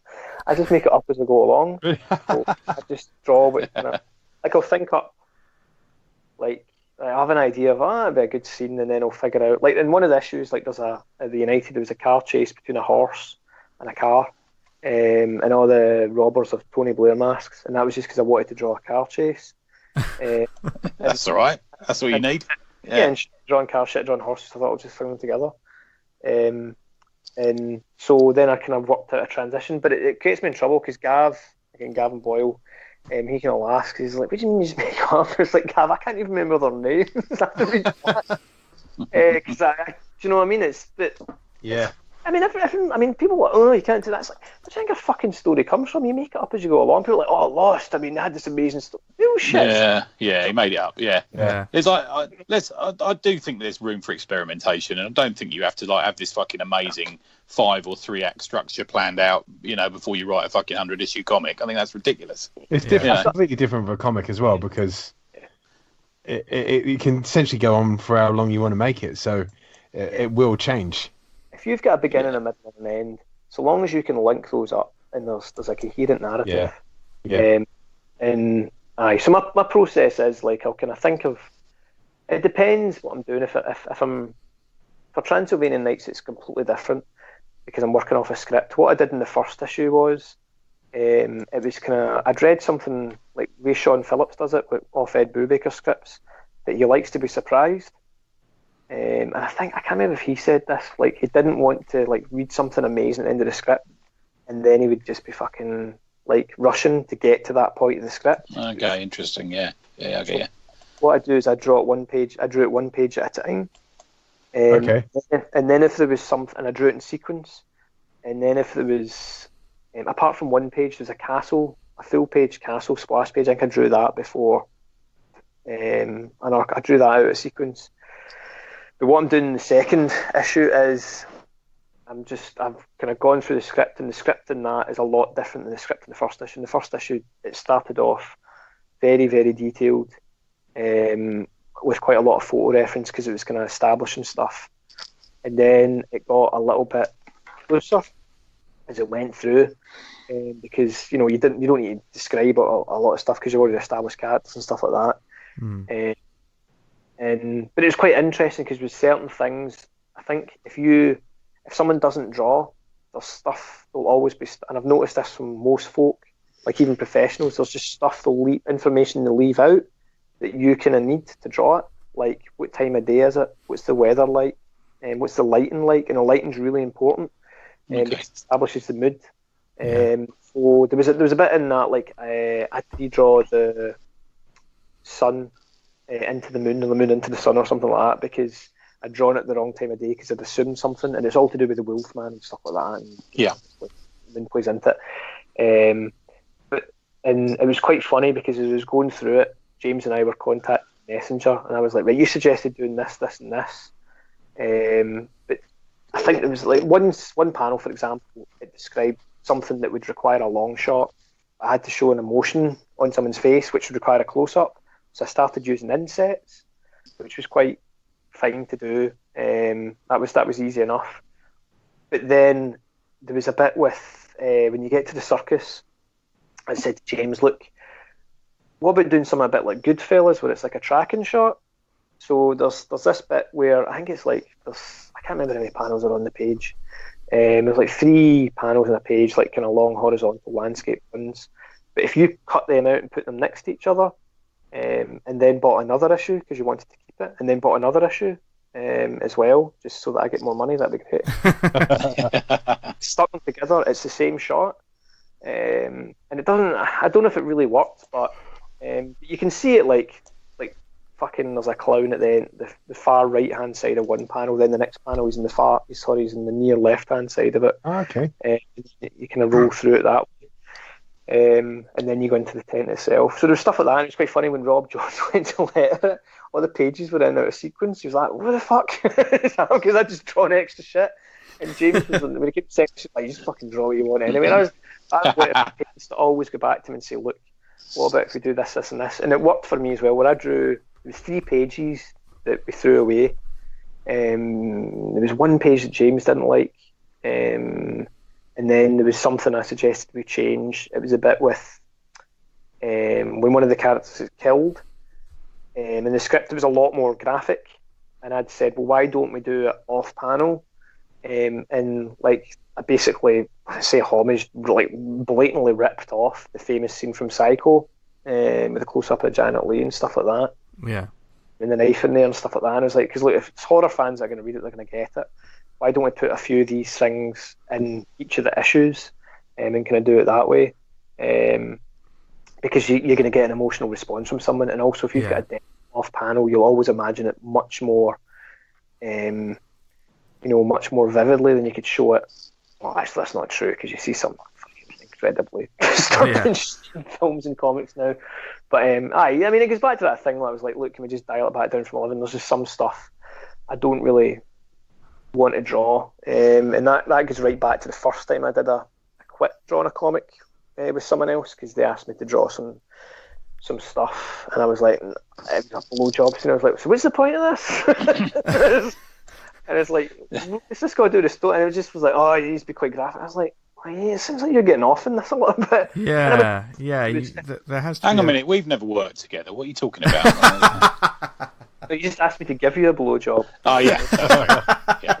It wasn't ask; it was more of a beg. But that's fine. Yeah. So that actually ended up being the United. It was quite funny, and Britannia was in it as well. Which you mentioned last week. Yeah. Wanted her to be in it. He was a big Doctor Who fan, and I'd all the characters from like Big Cat and he was then called the Flying Scotsman. They were all in it, but I'd come up with all the characters apart from Britannia, and the only thing he brought in was Britannia in this blowjob scene, and I was just like, I should maybe do all the writing. He was maybe the writing, and I was just like, well, this isn't working out. I mean, we were friends and stuff like that. We shared an office and our jobs and stuff like that, and got on fine. He was like, oh, I really appreciate you being honest about it, because you've got to be. I mean, and I've said to Jay, if I draw something you don't like, just tell me, because if you think it's shit, someone that picks up and reads it's going to think it's shit. That's true, isn't it? Yeah. And plus, there's people have different tastes and way of doing things, and you don't have to agree. Just because someone wants this sort of, maybe it's something graphic like that you're not comfortable with. It doesn't mean there's not an audience for it, but it's just not you. It's just, there is most things for everyone, unless you cross a line, then yeah. I mean, Transylvanian Knights is different than. What I love about Transylvania, when you said Hammer Horror, I can completely see that in it, and I'm a huge Hammer Horror fan. I mean, this book is right up my street. There's a little more sort of like there was a sacrifice of an animal in the first issue, including a bit of male nudity that I didn't expect.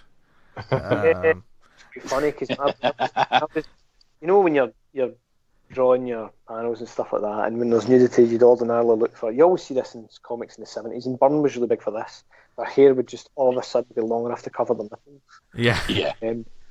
or like if they were totally naked, there'd be some fucking smoke, like just covering up someone's vagina or something like that, or penis, whatever it was. Well, let's be honest, in the 70s, it was never a man naked; it was always a fucking woman naked. Yeah.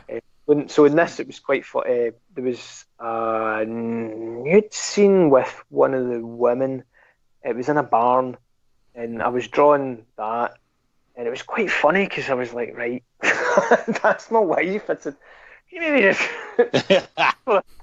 maybe just pose for a couple of these shots and stuff like that, which I've done in comics before. Can you like hold that fucking up so I can just like get a sense of, and I'll take a picture of it and then I'll like look at my phone when I'm drawing it, stuff like that, just to get, like, if it's just from a strange angle you wouldn't normally see, because I don't have time to go to life drawing class and stuff.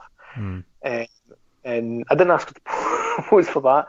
I think I'd looked at old Jobs and Lynn strips because I wanted to have that kind of we were talking about that the other week. Yeah, that's crazy. In the past 4 weeks, we've mentioned George and Lynn twice. That's unbelievable. I don't think that's ever happened on any podcast. Yeah, that was John Byrne as well, but a different one. Yeah, John. Yeah, Alan Davis is a big John Burns fan. I'm sure he used to cut them out and put them in a scrapbook because he. Oh, okay. George and Lynn. I'm sure I heard that somewhere. It's amazing art. It really is gorgeous art as well. You know. It's amazing. It's got that sort of Mad Men sort of feel to it. It's got that McGuinness kind of feel to it almost, you know? Oh, God, really, definitely. But I think one thing that James did really, really well in that was he's really good at, and the thing I learnt from him was like the setup.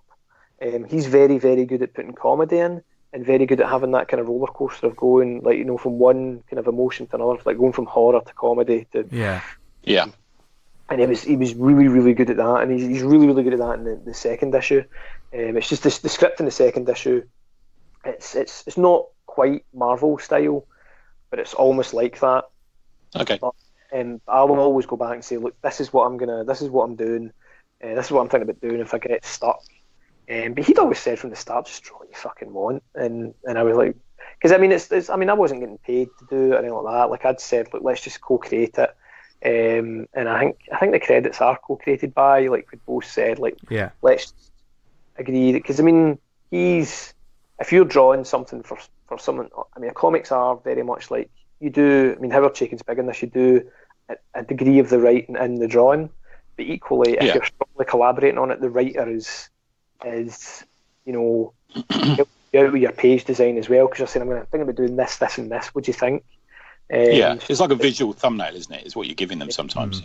Yeah, and Rob got involved in that as well when there was one page I'd drawn and I absolutely fucked it up because I hadn't left enough room for the lettering, and I can't remember. I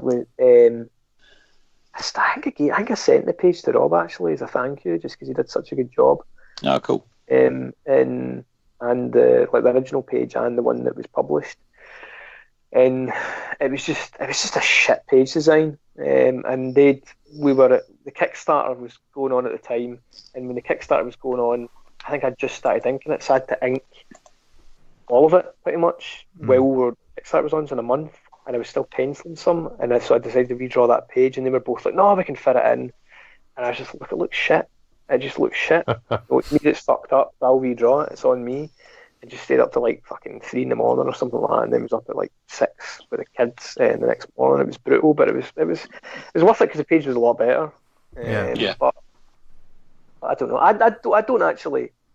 I'm not slagging it off because it's you know, we put a lot into it and stuff, but it's nice when people say, oh, you know, I think that's really good, blah blah blah.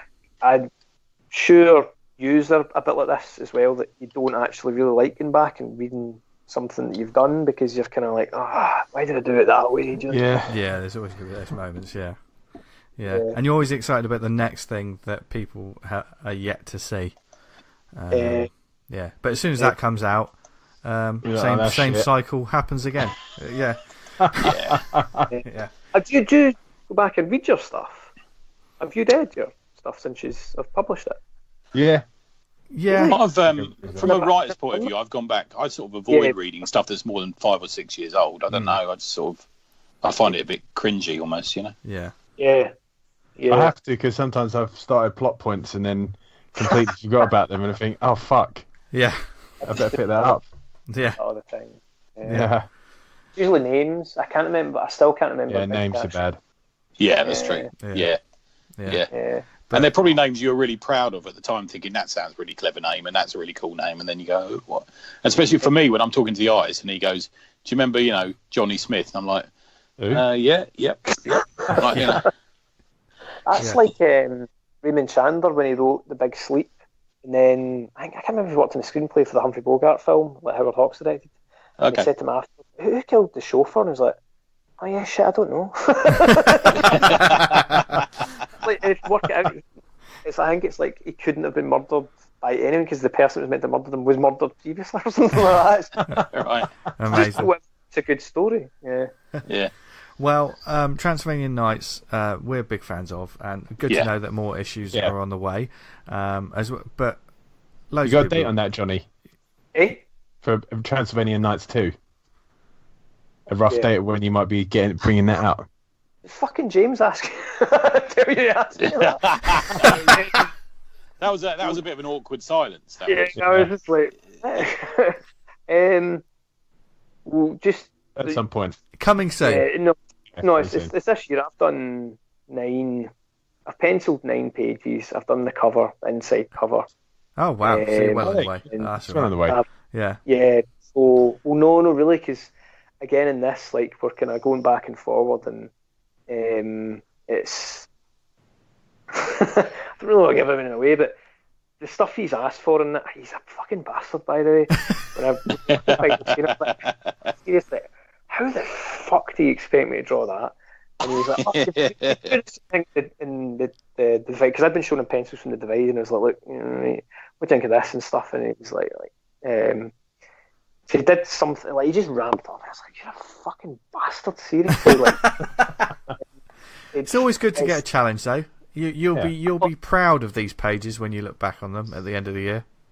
No, I don't know. Well, I shared that. There's a double page spread in this one. When you get Castle Brand, and I think it's sent you. On the messenger. Yeah, you sent it to us. Yeah. So that took ages, and then when I was, I don't know if you leave a lot for the inks. Like if I do super tight pencils, and in that when I was kind of, I think I just got what's it called? Shaolin Cowboy. Yeah. Cowboy Lane. And I'd looked at that and I was like, fuck, I'd like to do something like that because I don't like that ink. And it was his inking, he doesn't do a lot of lighting in it. Yeah. And it's like he studied it, he kind of learnt under Mobius, so it's like a very line clear style. Yeah, there's no shadow, there's no lots of shadows and blacks in it, is it? It's just all detail. Even his line weight doesn't really vary that much, and Mobius is like that as well. Like, Mobius shouldn't work, but it does somehow. Yeah. I don't. Yeah, I get you. Yeah. It's like, I mean, that's a really good point. I've never thought about that before, but yeah, you're right.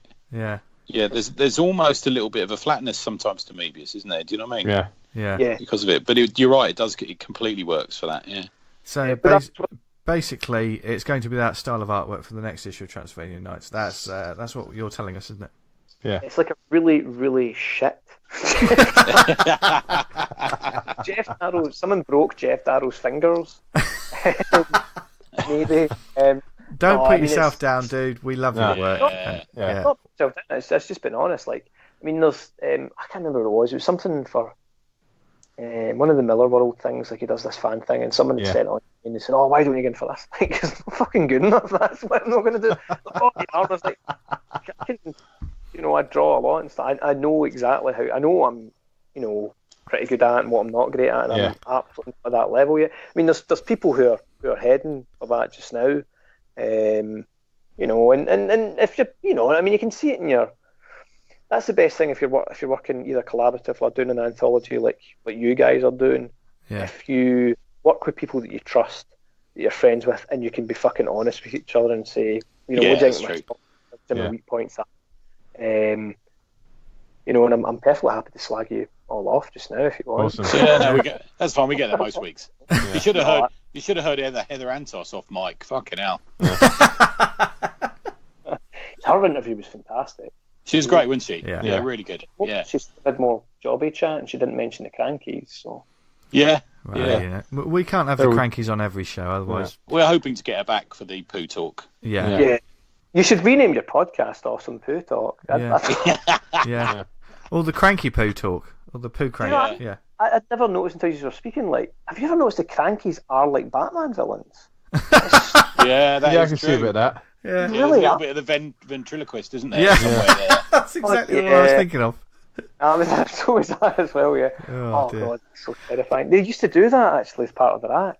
God, that's terrifying. Oh, Absolutely The sort of terrifying. Saturday night TV in the 80s, ITV, like them as Batman villains. Oh, that'd be Fucking- Yeah, you'd Cannon- have Blunder Woman and all Yeah, that. Bella Cannonball. Emberg would appear. Yeah. Oh, God. Stan Boardman as the Joker, that'd have been fucking But How from did anyone get aroused in the 70s? I sometimes wonder that. Do you know what I mean? When you're just being bamboozled with just like bizarre people on your television screens. Yeah. It's really, it had that dirtiness to it. It's actually quite weird because I read a review of the United. There's this guy, Alistair.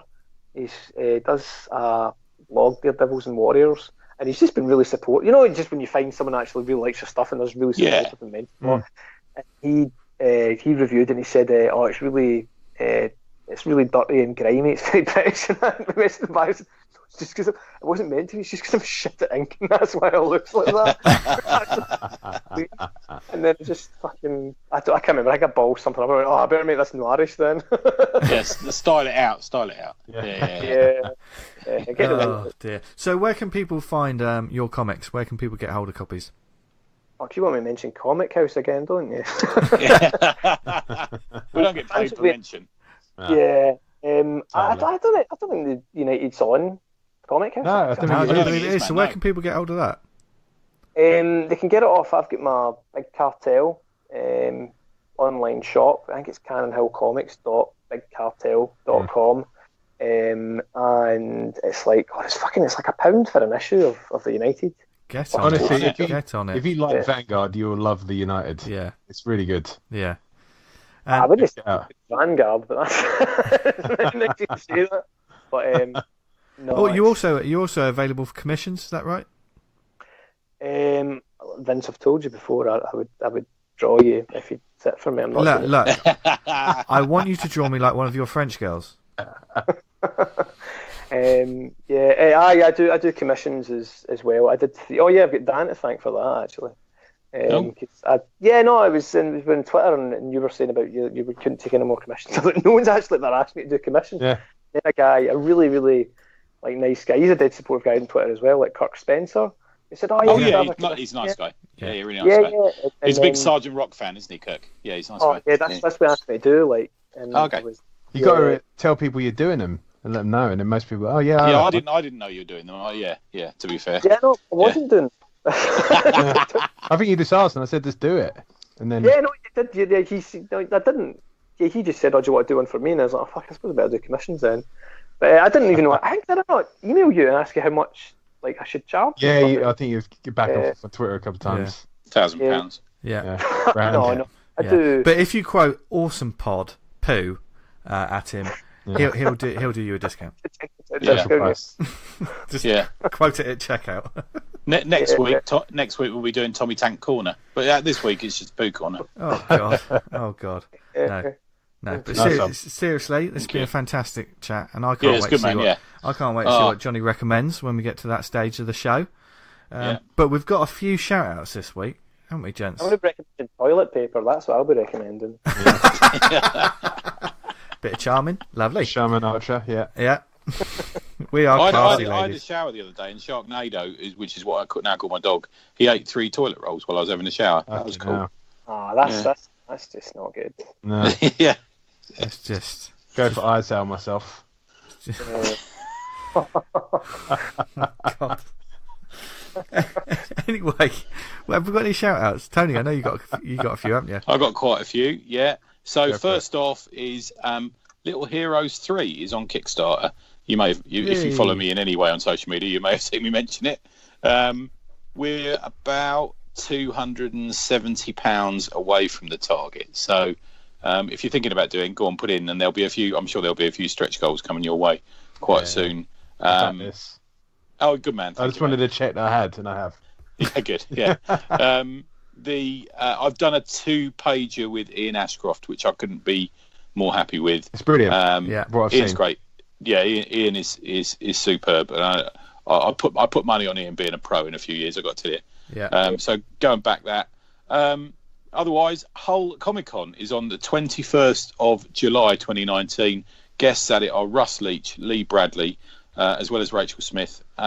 Plus, there's a talk from the Kirby Museum at it, which sounds really interesting. Oh, nice. And they very kindly contacted and asked us if we wanted to come, but just sadly, it's a little bit too far for us, and it's a sort of bad time for us to be able to get there. But we wish them all the luck. Yeah, you go to district14.co.uk. I think I accidentally went to District 12 or something, and it seems to be some kind of Masonic site. So don't go there. Go to district14.co.uk, and you can get your tickets for that. Saturday the 16th of March, between 11 a.m. and 3 p.m. I wish I was going to this as well. One of our best friends, Rory Donald, top artist, he's doing a signing at Basbo Comics in Truro, which is 8 Cathedral Lane. Resurrection Men issue 2, which is one of my favourite comics of recent months, actually. Yeah, absolute storming comic that is, and it's really beginning to show off Rory's just sort of real sort of brilliant style that he uses. He's got a real sort of energy to his line work and stuff like that, where again he's one of these guys, I can see him drawing a BPRD comic in a couple of years. He's got that panache to him. Yeah, it seems cut out for that. He really does, doesn't he? Yeah. He's growing with every single issue he does as well, doesn't he? He really is, man. He really is. Yeah. And every time I see his stuff, it's got a depth to it that I really like. Yeah. And the last one I've got is something you and me are in, Dan. Me and you are in. We're in Fanscene, celebrating over 50 years of comic fandom in Ireland and the UK. Yeah, we're in the second version of this second issue. I say issue, it's like a phone book. Yeah. It's the 50th anniversary of the Comic Con in England, and it's got some just brilliant, interesting articles about Comic Cons, creators who've come to England, what the sort of culture's been like over the years. It's got pages from Comic Con. It's got one from the UCAC 92, which is the one me and you were at, Dan. Nice. It's got the UK Comic Art Convention brochure from 86, which is the one where I had my misfortunate incident with Mr. Claremont at and stuff like this. It's just an absolute nostalgia. It's just brilliant, really, really good stuff. And it's got a sort of a fake email newsletter that I did for people who are fans of a shoe that once appeared in an episode of Doctor Who. And he's now signing at the shoes, now attending conventions and signing autographs. That's amazing. And Dan did a really great picture of a cosplayer dressed as the shoe. So we would talk about doing a collabo on the third one as well. Yeah, and I know David Hathaway Price is a friend of ours and was a great past guest, and we talked about fanzines and stuff like that. We had a real great time with him. He's talking about doing the third one. I don't know where he finds the time, because this is like crazy good. It's got a picture of the spider on the back cover, and really gorgeous package. If you know David, I don't think there's loads for sale, but if you know David on Facebook or stuff like that, I think he is shipping out a few. For a magazine that is hundreds and hundreds of pages long, it's I think I paid him 16 quid or something for it. But have a look at that Fanscene. Top Absolutely stuff. Brilliant. Yeah, really good Facebook group as well, with loads of he posts loads of old pages and interviews and fan art from people like Steve Dillon and stuff like that before they were professionals. Really interesting stuff. Awesome. Yeah. They're my one. A couple of quick ones for me. Quick shout out to Tom Curry, our lovely friend and listener. Yes. Met him for a bit of lunch and a coffee, and just had time flies when you're talking about comics, doesn't it? It does, yeah. He's good. I've had a bit of lunch with Tom. He's a good egg, top bloke, isn't he? Yeah, and he's also an artist on the rise. He's got a really interesting style that. And he was telling me about some of his upcoming work that he's working on, and I can't wait to hear more. And me and Tom have had a little chat about a possible collaboration, which I'm working on at the moment. So that's going to be interesting. If you want to see us, a couple of events coming up. Cardiff Comics Carnival is going to be taking place on Sunday, March the 24th, 11 a.m. to 5 p.m. at 10 Feet Tall, which is on Church Street in Cardiff.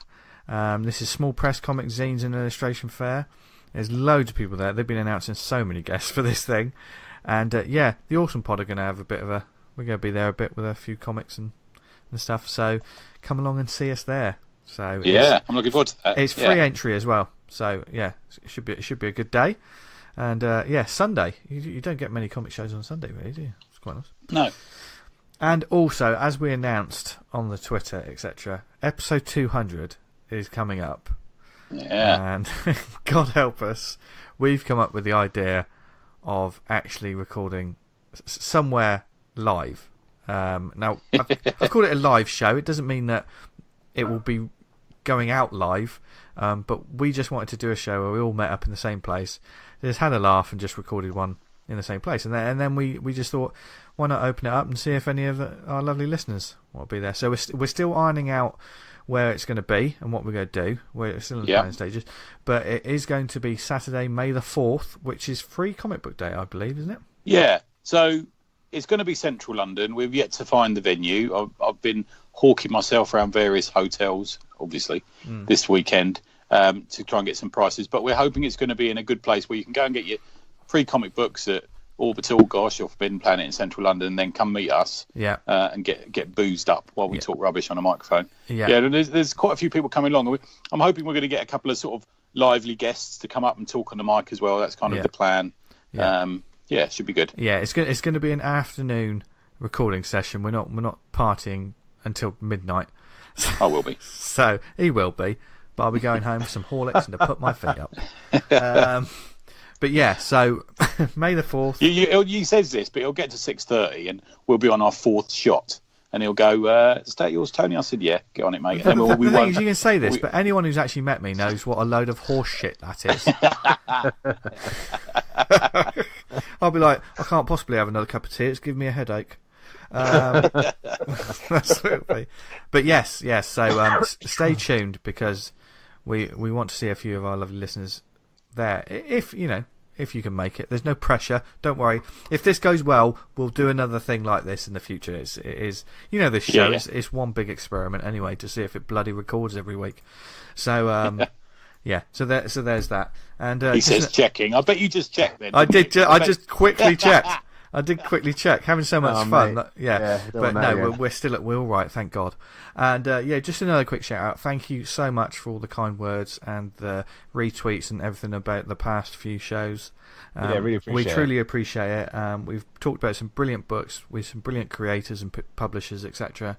And it's fantastic to know that you lovely people are going out and seeking out this work and purchasing it. I think that means loads of people have bought a load of Valiant and Europe comics, especially in the last week, haven't they? Yeah. I got a message from Marina saying how much she enjoyed it, but people have been saying, I bought this and I bought that, and it's been really good. Yeah. And a big shout out to like Heather and Arena as well, and the Europe guys and Valiant guys for sharing the show beyond the weeks that they're on. We truly do appreciate that. Yeah. So you'll probably hear more from them before the year's out. I've got one more if you don't mind. Go for it. This is a bit of a long shot or a forward shot into May. So May, I'm going to the NCS Fest, which is Huntington Beach, California. Get me. I'm going with Nick Brokenshire, so we're going to go out to that festival. It's part run by the people who run the lakes, so I'm really looking forward to it. It's sort of street festival out there. Meet up with Mr. Fingerman as well. So if any of our American friends are going to that, please come and say hi, or let me know in advance if you're going, and we'll go for a few beers. Yeah, he's leaving us again, Dan. He's leaving us again. Can you believe that? Our listenership's growing, isn't it, in the States? Oh yeah, we've got an East Coast like the East Coast Avengers. We've got a few people who are saying, let's form the that side of the Atlantic. Yeah, it's pretty good, isn't it? Yeah, sounds good to me. Yeah, and hopefully these people want to read some amazing comics because it's that time of the week. Dan, did you have any shout-outs before I so rudely? No, I was going to give a shout-out to James McCulloch's latest one on Kickstarter, but it literally ended 8 minutes ago and it was successful. Oh, well done, James. Oh, nice one. You're in that, aren't you? Yeah, I've done the cover to that. Pure Dead Mental. Yeah, brilliant stuff. Nice. Yeah, I'll put a link in the show notes anyway so people can check out the books. Yeah, so there you go. But anyway, talking of books, let's recommend some stuff. Who wants to go first? You go first, V, because I want to hear about this. Because I've ordered the hard copy and I haven't read it yet, and I know you've been going mental about it, so I want to hear about it. This was a book that I've delayed talking about because we had some publisher-centric shows for the past couple of weeks, and in that time I read a book that I then shortly after finishing it, I did WhatsApp the guys and sort of said, I think I might have read my book of the year. and it was one I was looking forward to. And it is from a new publisher who are doing some interesting things. Now, the writer is Garth Ennis. Yes. The artist is Steve Epting. The colour artist is Elizabeth Breitweiser. The letterer is Rob Steen. It is from TKO Studios, and this is Sara. Or Sarah. Yeah. I'm going to call it Sara. That's how I sort of said it. Now, very simply put, this is a synopsis. Nazi-occupied Russia, 1942. Fight hard, shoot straight, don't let them take you alive.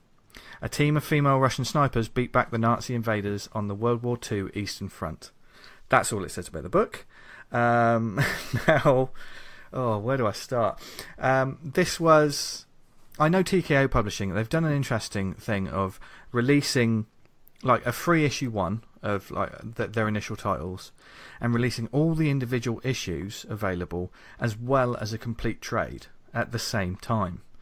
But don't the issues come in some sort of box file? I think some of them, yeah. Okay. That's what I've ordered. I've ordered that. Yeah. And from some of the creators that I've seen posting when they've received it, it looks glorious. The actual box file, it really does. Yeah. But this one, anyone who follows my weekly sort of New Comic Book Day cover picks, which I do, will probably know they get an idea of the style of cover design I like. And immediately, this book had that. You've got a bright red central character stood against a stark white background, and sort of appropriate sort of Russian fonts emblazoned across the centre. That immediately put this book at the top of comics that I wanted to read ever since they revealed their lineup. And on top of that, it's an Ennis war comic with art by Steve Epting. So just forget about it. You've got to, what more do you need to say? But I went for the route of, and I rarely do this. I know I've talked online about purchasing digital books, and I don't spend too much. But I think instead of reading the first sort of free issue, which is available now, all their issue ones are available free. Whether it be from, if you go to their website, there's different ways you can get hold of the issues, or you can download the PDF straight from them. But I obviously went to Comixology, and instead of reading that first free issue, I jumped in and bought the trade in digital for $9.99. I just wanted to get stuck into this whole thing, and it's 151 pages. That's full colour. So, and it sat there on my Kindle for a few days until I had sort of time and opportunity to get stuck in. You know when you've got a book that you really want to concentrate. Yeah. So, and when I did, like I said, it may be my book of the year. This book delivers on every level completely. The dramatic pacing, sort of in both script and art, are unparalleled.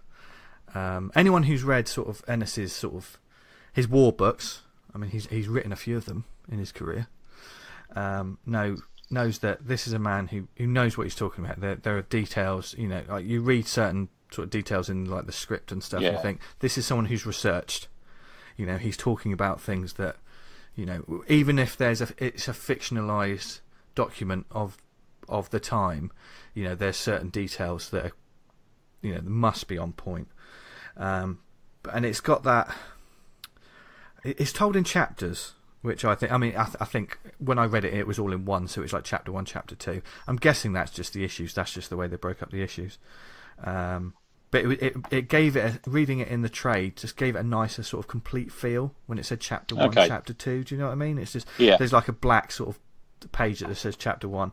Yeah, that was nice. Now, Sara herself is the sort of main figure.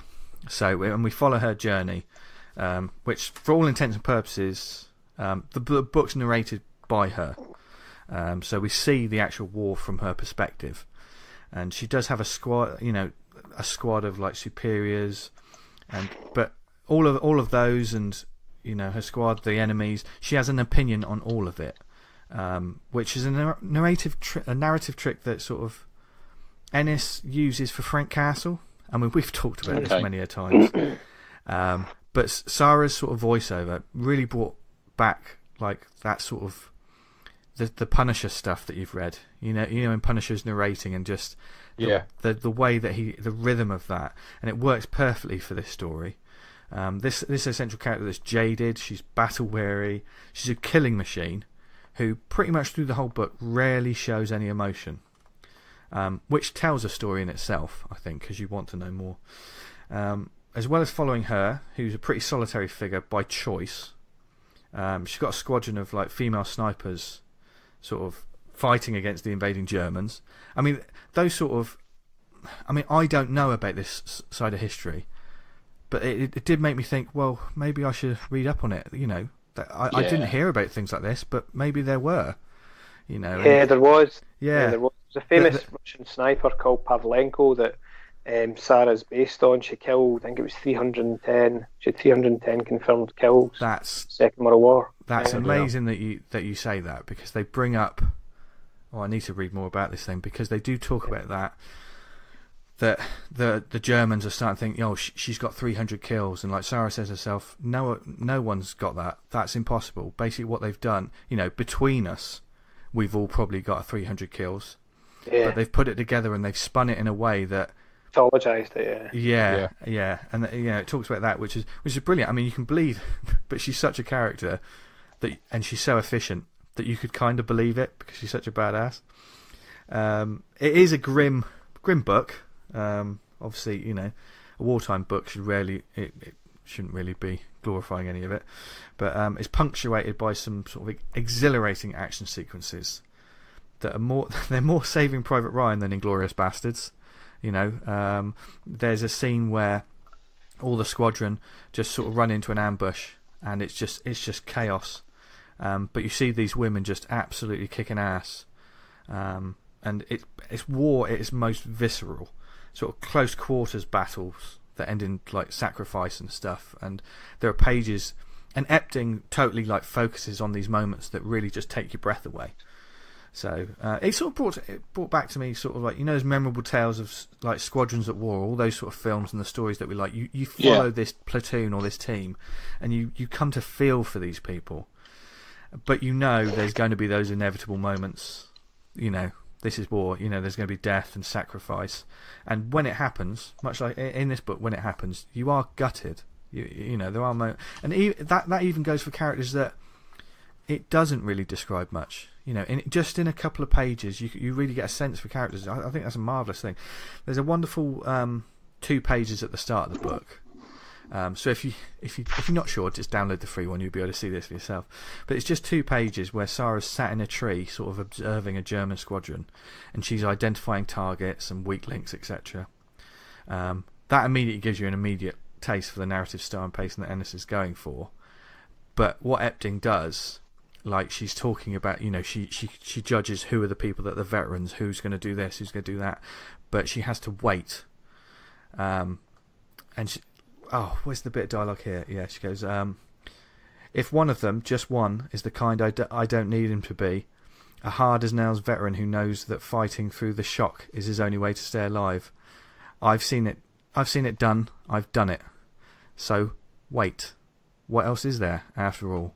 And on that final bit of dialogue, it's a large panel of this German squadron walking underneath this huge tree covered in snow, and she sat above them, just waiting as they passed through.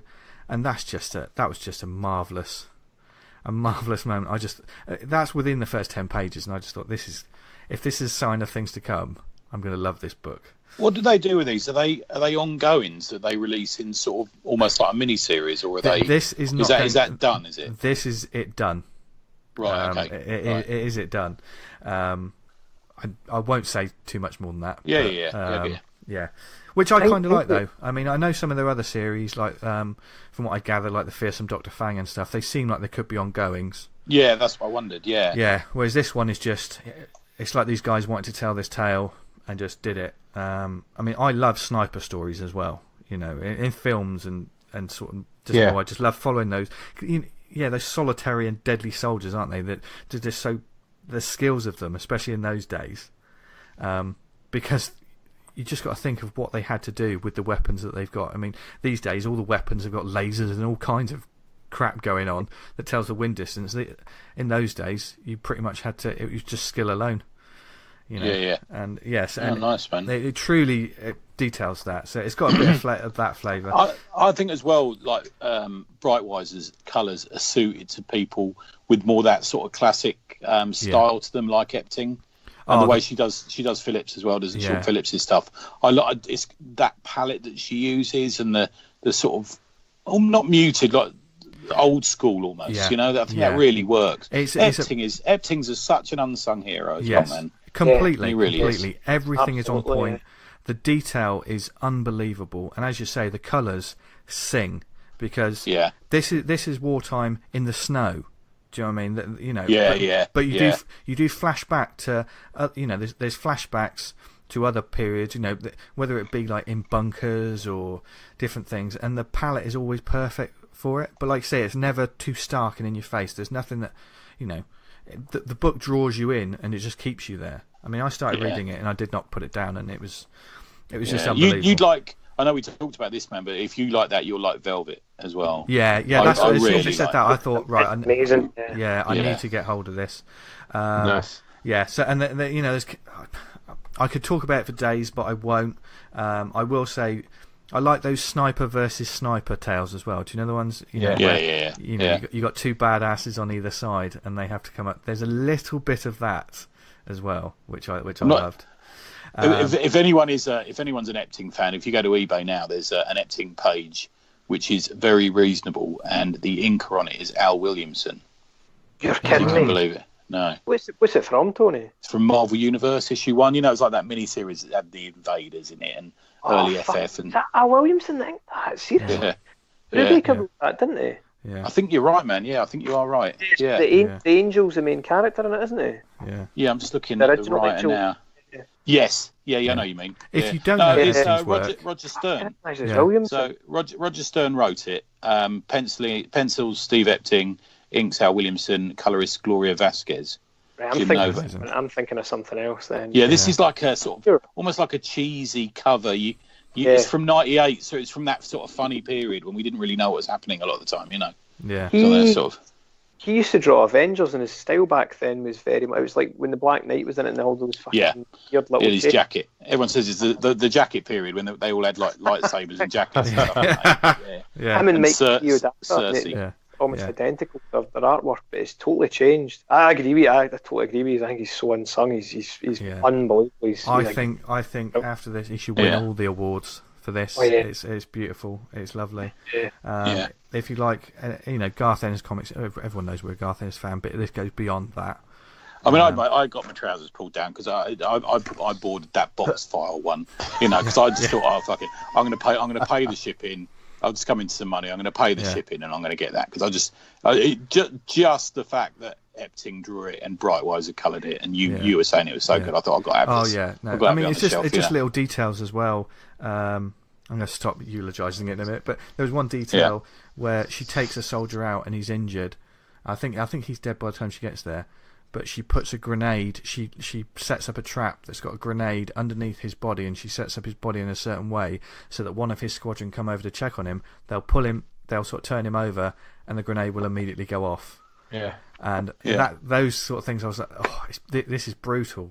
But you know, it's. Have you ever had anything go off in your pants or? All the time. All the time, every week. You know me.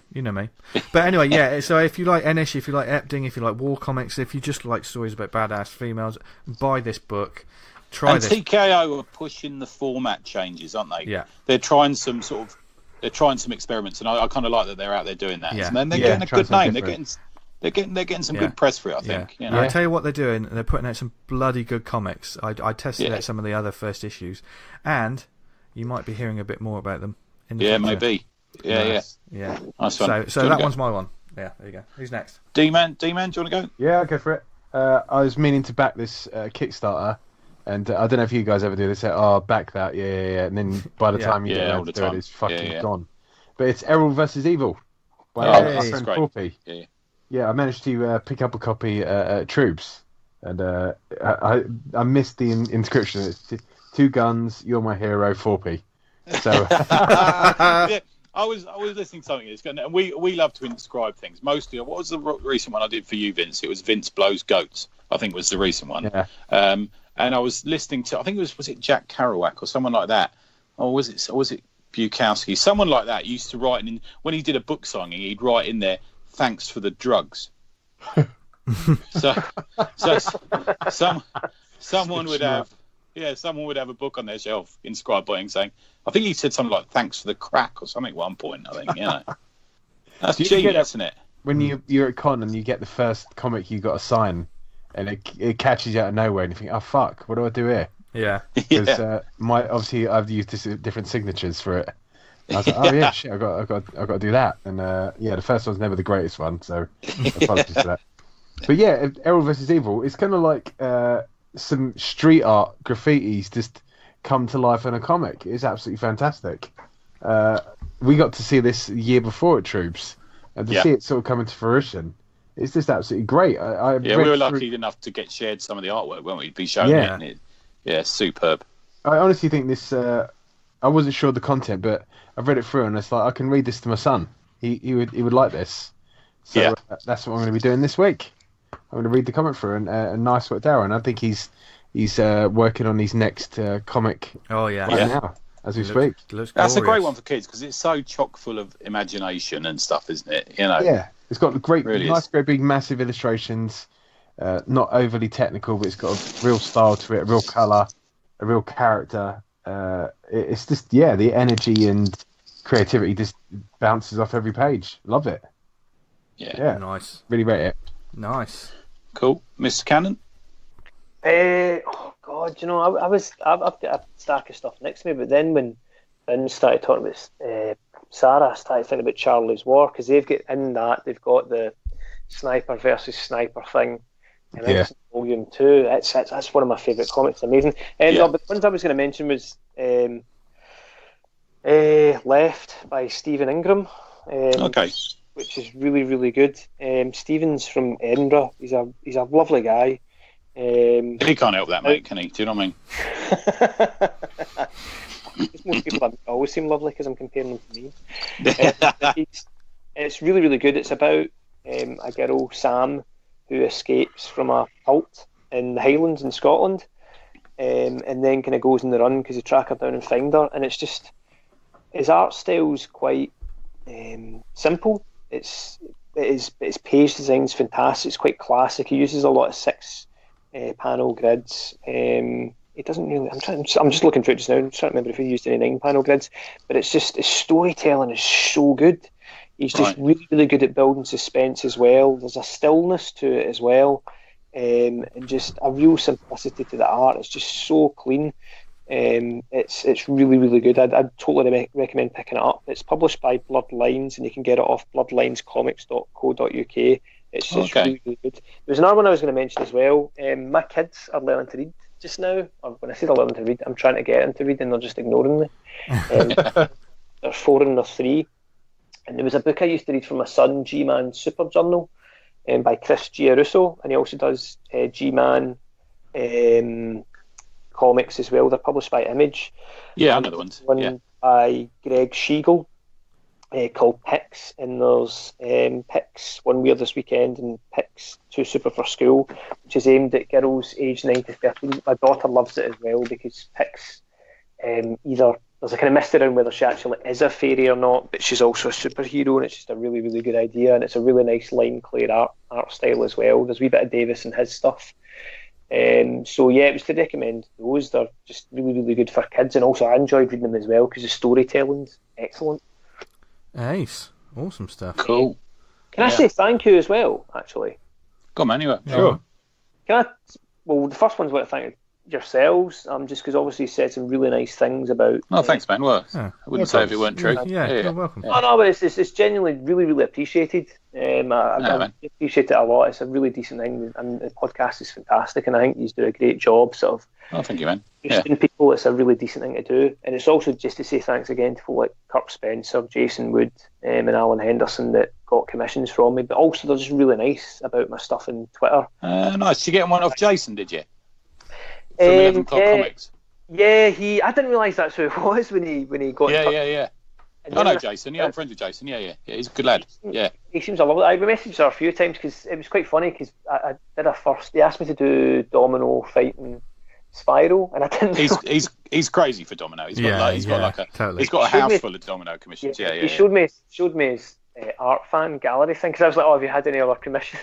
And then he showed me. I'm so glad I didn't know that beforehand.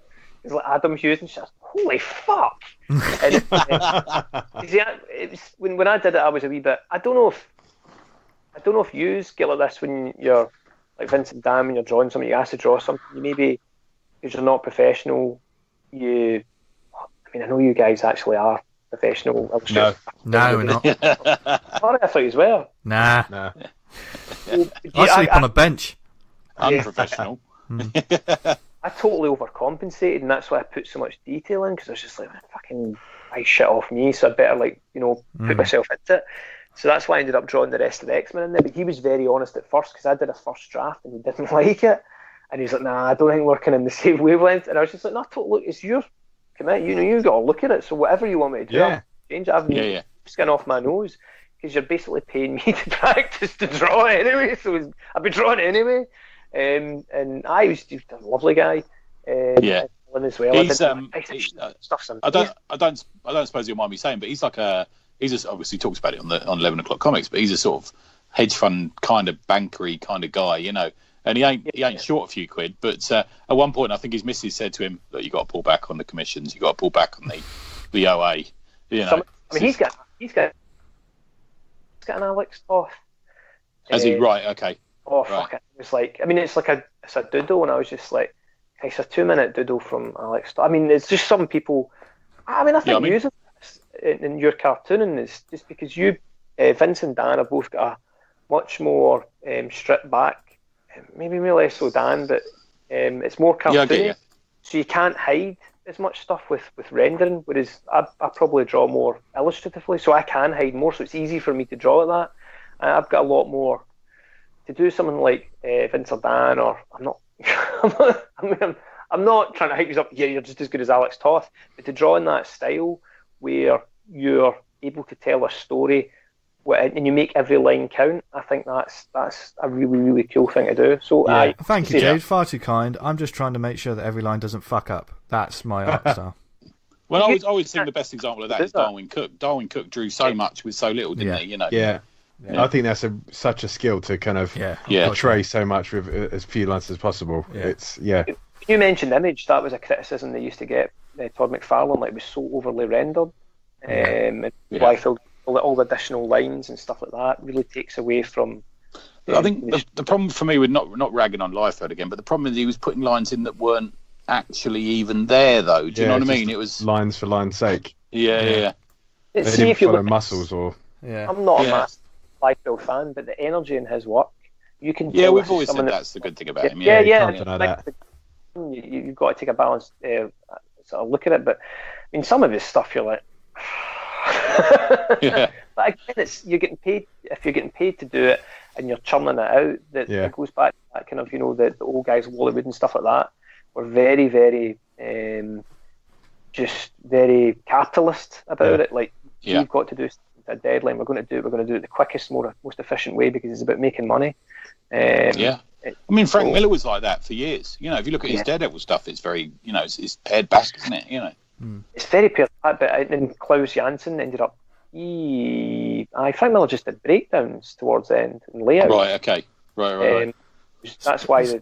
Speaking of breakdowns, we'll be here all night if I don't. Talk about this. Take me. It'd be a nightmare to edit. Anyway, right. Let's bring this home. Yeah, Tony, take us home. Okay, so I'm going to. While Vince has had a revelatory comic reading experience in the last couple of weeks, so have I. I read it today actually by Christophe Chaboute. I'm going to say that's how you say his name. I haven't got a clue. He's a French artist. Nicely done. But he's credited just as Chaboute. You shake your booty on the book cover. It's 368 pages, black and white, £15.99. That's not a bad price, is it? Bloody hell, 368. Jesus. Yeah. It's published by Faber and Faber, believe it or not. And I just have completely and utterly missed this. It's came out in 2008 from Glenay, and it has Toute Seule, which means alone in French, and it is translated by Ivanka Heihenberger. There you go.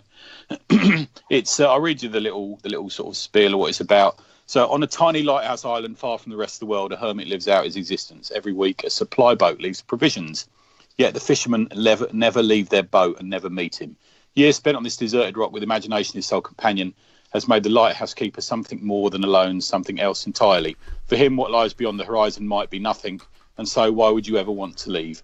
But one day, as curiosity gets the better of him, a new boatman steps onto the island. This is just a fucking a revelation, absolute fucking masterpiece. I know I'm prone to hyperbole, but this is just the most gorgeous thing. I sent you guys some pages yesterday. I think I sent them to you, didn't I? Yeah. I got some as a part of my retirement present. I got some vouchers for Forbidden Planet. Obviously, my co-workers knew what I like, and I just bought this on a whim off the shelf. It's got a sort of a black wraparound cover with a very sort of lonely chair at a desk looking out of a window. Incidentally, it's got a pull quote from Jeff Lemire, who we'll get back to in a minute about this, because I think their styles are very similar. There's no big fight scenes. There's no superheroes. There's no war scenes. There's no battles. There's no fights. There's very little. There's very little going on in it in any way. To be fair, it's very sort of slow, and it's very quiet. And to be fair, that's kind of why I liked it so much. To be fair, I just found it so enthralling for the sort of little moments that go on in it. It's black and white, very sharply drawn black and white. Some pages have got sort of 3 or 4 panels on. Some pages might just have one. And there's also very little dialogue, so I don't know how much Ivanka got paid, but I've got to tell you, if it was by the word, she was doing all right. Probably took her about an hour. You can feel there's sort of this lonely lighthouse, and the summary there doesn't quite do it right, because the lighthouse is mechanical, so it runs itself. So the hermit that lives on this lighthouse island, there's no purpose to him being there. He's the son of the lighthouse keeper and his wife, who have now passed away, and so basically he's always been on this island that is basically the tower of the lighthouse and a couple of steps and a platform, and he's been there his whole life, and he's not a young man. And it so brings home what your life must be if that's the only thing you've ever seen. And it's not even near the land, this lighthouse, it's just out there in the middle of the sea. Yeah. And there's these sort of bickering fishermen who pull up at regular intervals and leave a sort of a couple of crates of food and drink and stuff like that on the island so that he can survive. And I don't think you actually the book, you don't see a human in the book for, I worked it out, 22 pages when the first human face you see.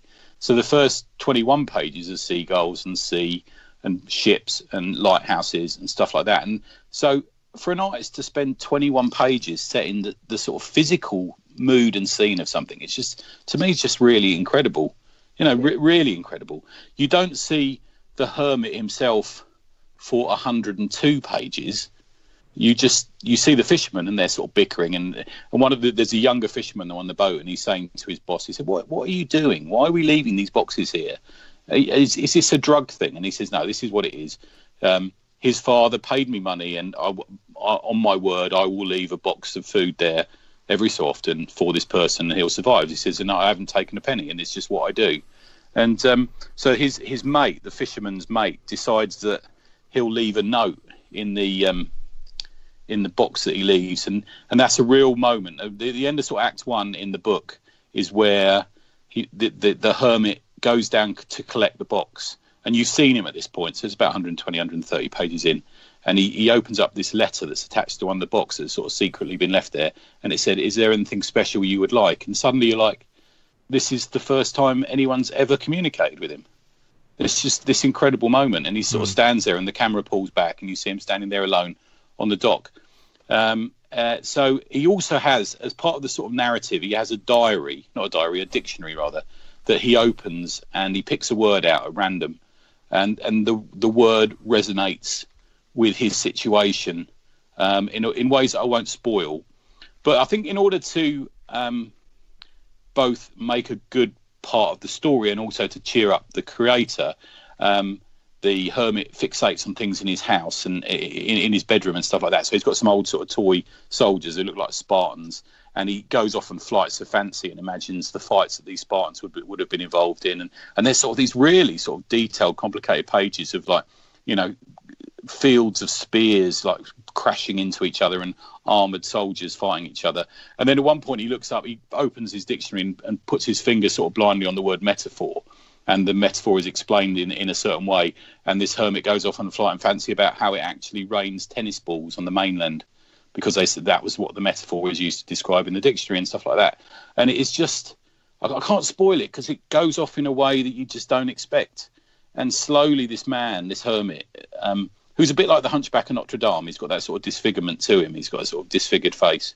He begins to realise that perhaps there is more to his life, and he's and something happens, and you don't know which way it's going to go, and it's just really special. It's just an incredibly sad but also enriching book.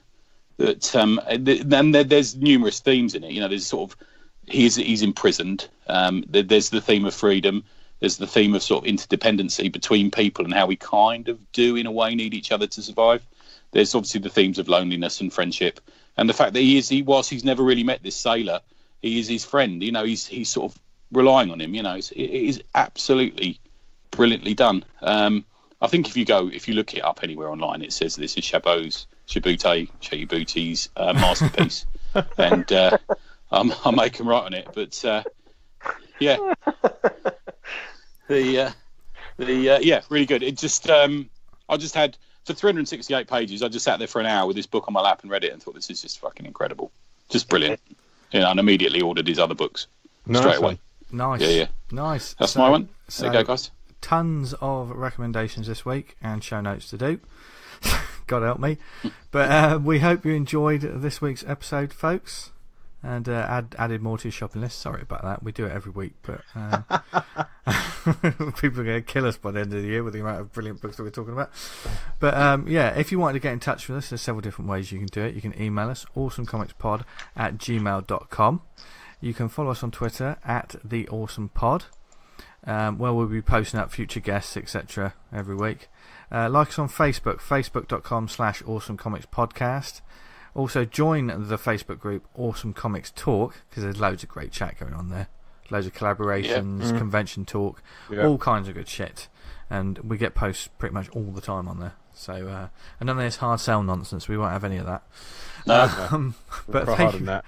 Yeah, and thank you for listening to us, whether it's on the website awesomecomics.podbean.com. Leave us a review and subscribe on iTunes. Help get the word out. Shout the name from the rooftops. Actually, don't do that; it might be dangerous. And whether you listen to us on one of the networks, Stitcher, Podnose, Podknife. What other networks are we on, Tony? Pod Minge Revolution. Yeah, actually, look for that. No, don't. We don't want to destroy your browser history. Where can people follow us online, etc.? Mr. Esmond? Never on anything.blogspot.co.uk. If you've gone up this week, Nice. SOSEZOHYZ on Twitter. There you go. Lovely. Dan Butcher? I'm on Twitter @VanguardComic, and you can read Vanguard at vanguardcomic.com. Nice. You can follow me on Twitter and Instagram @JessTheDiablo. You can find out more about my comic at theredmaskfrommars.com. And Johnny, you've been a brilliant guest this week. Thank you very definitely. much for Yeah, joining cheers, Johnny. us. Been top stuff. Where can people find you online and get your stuff?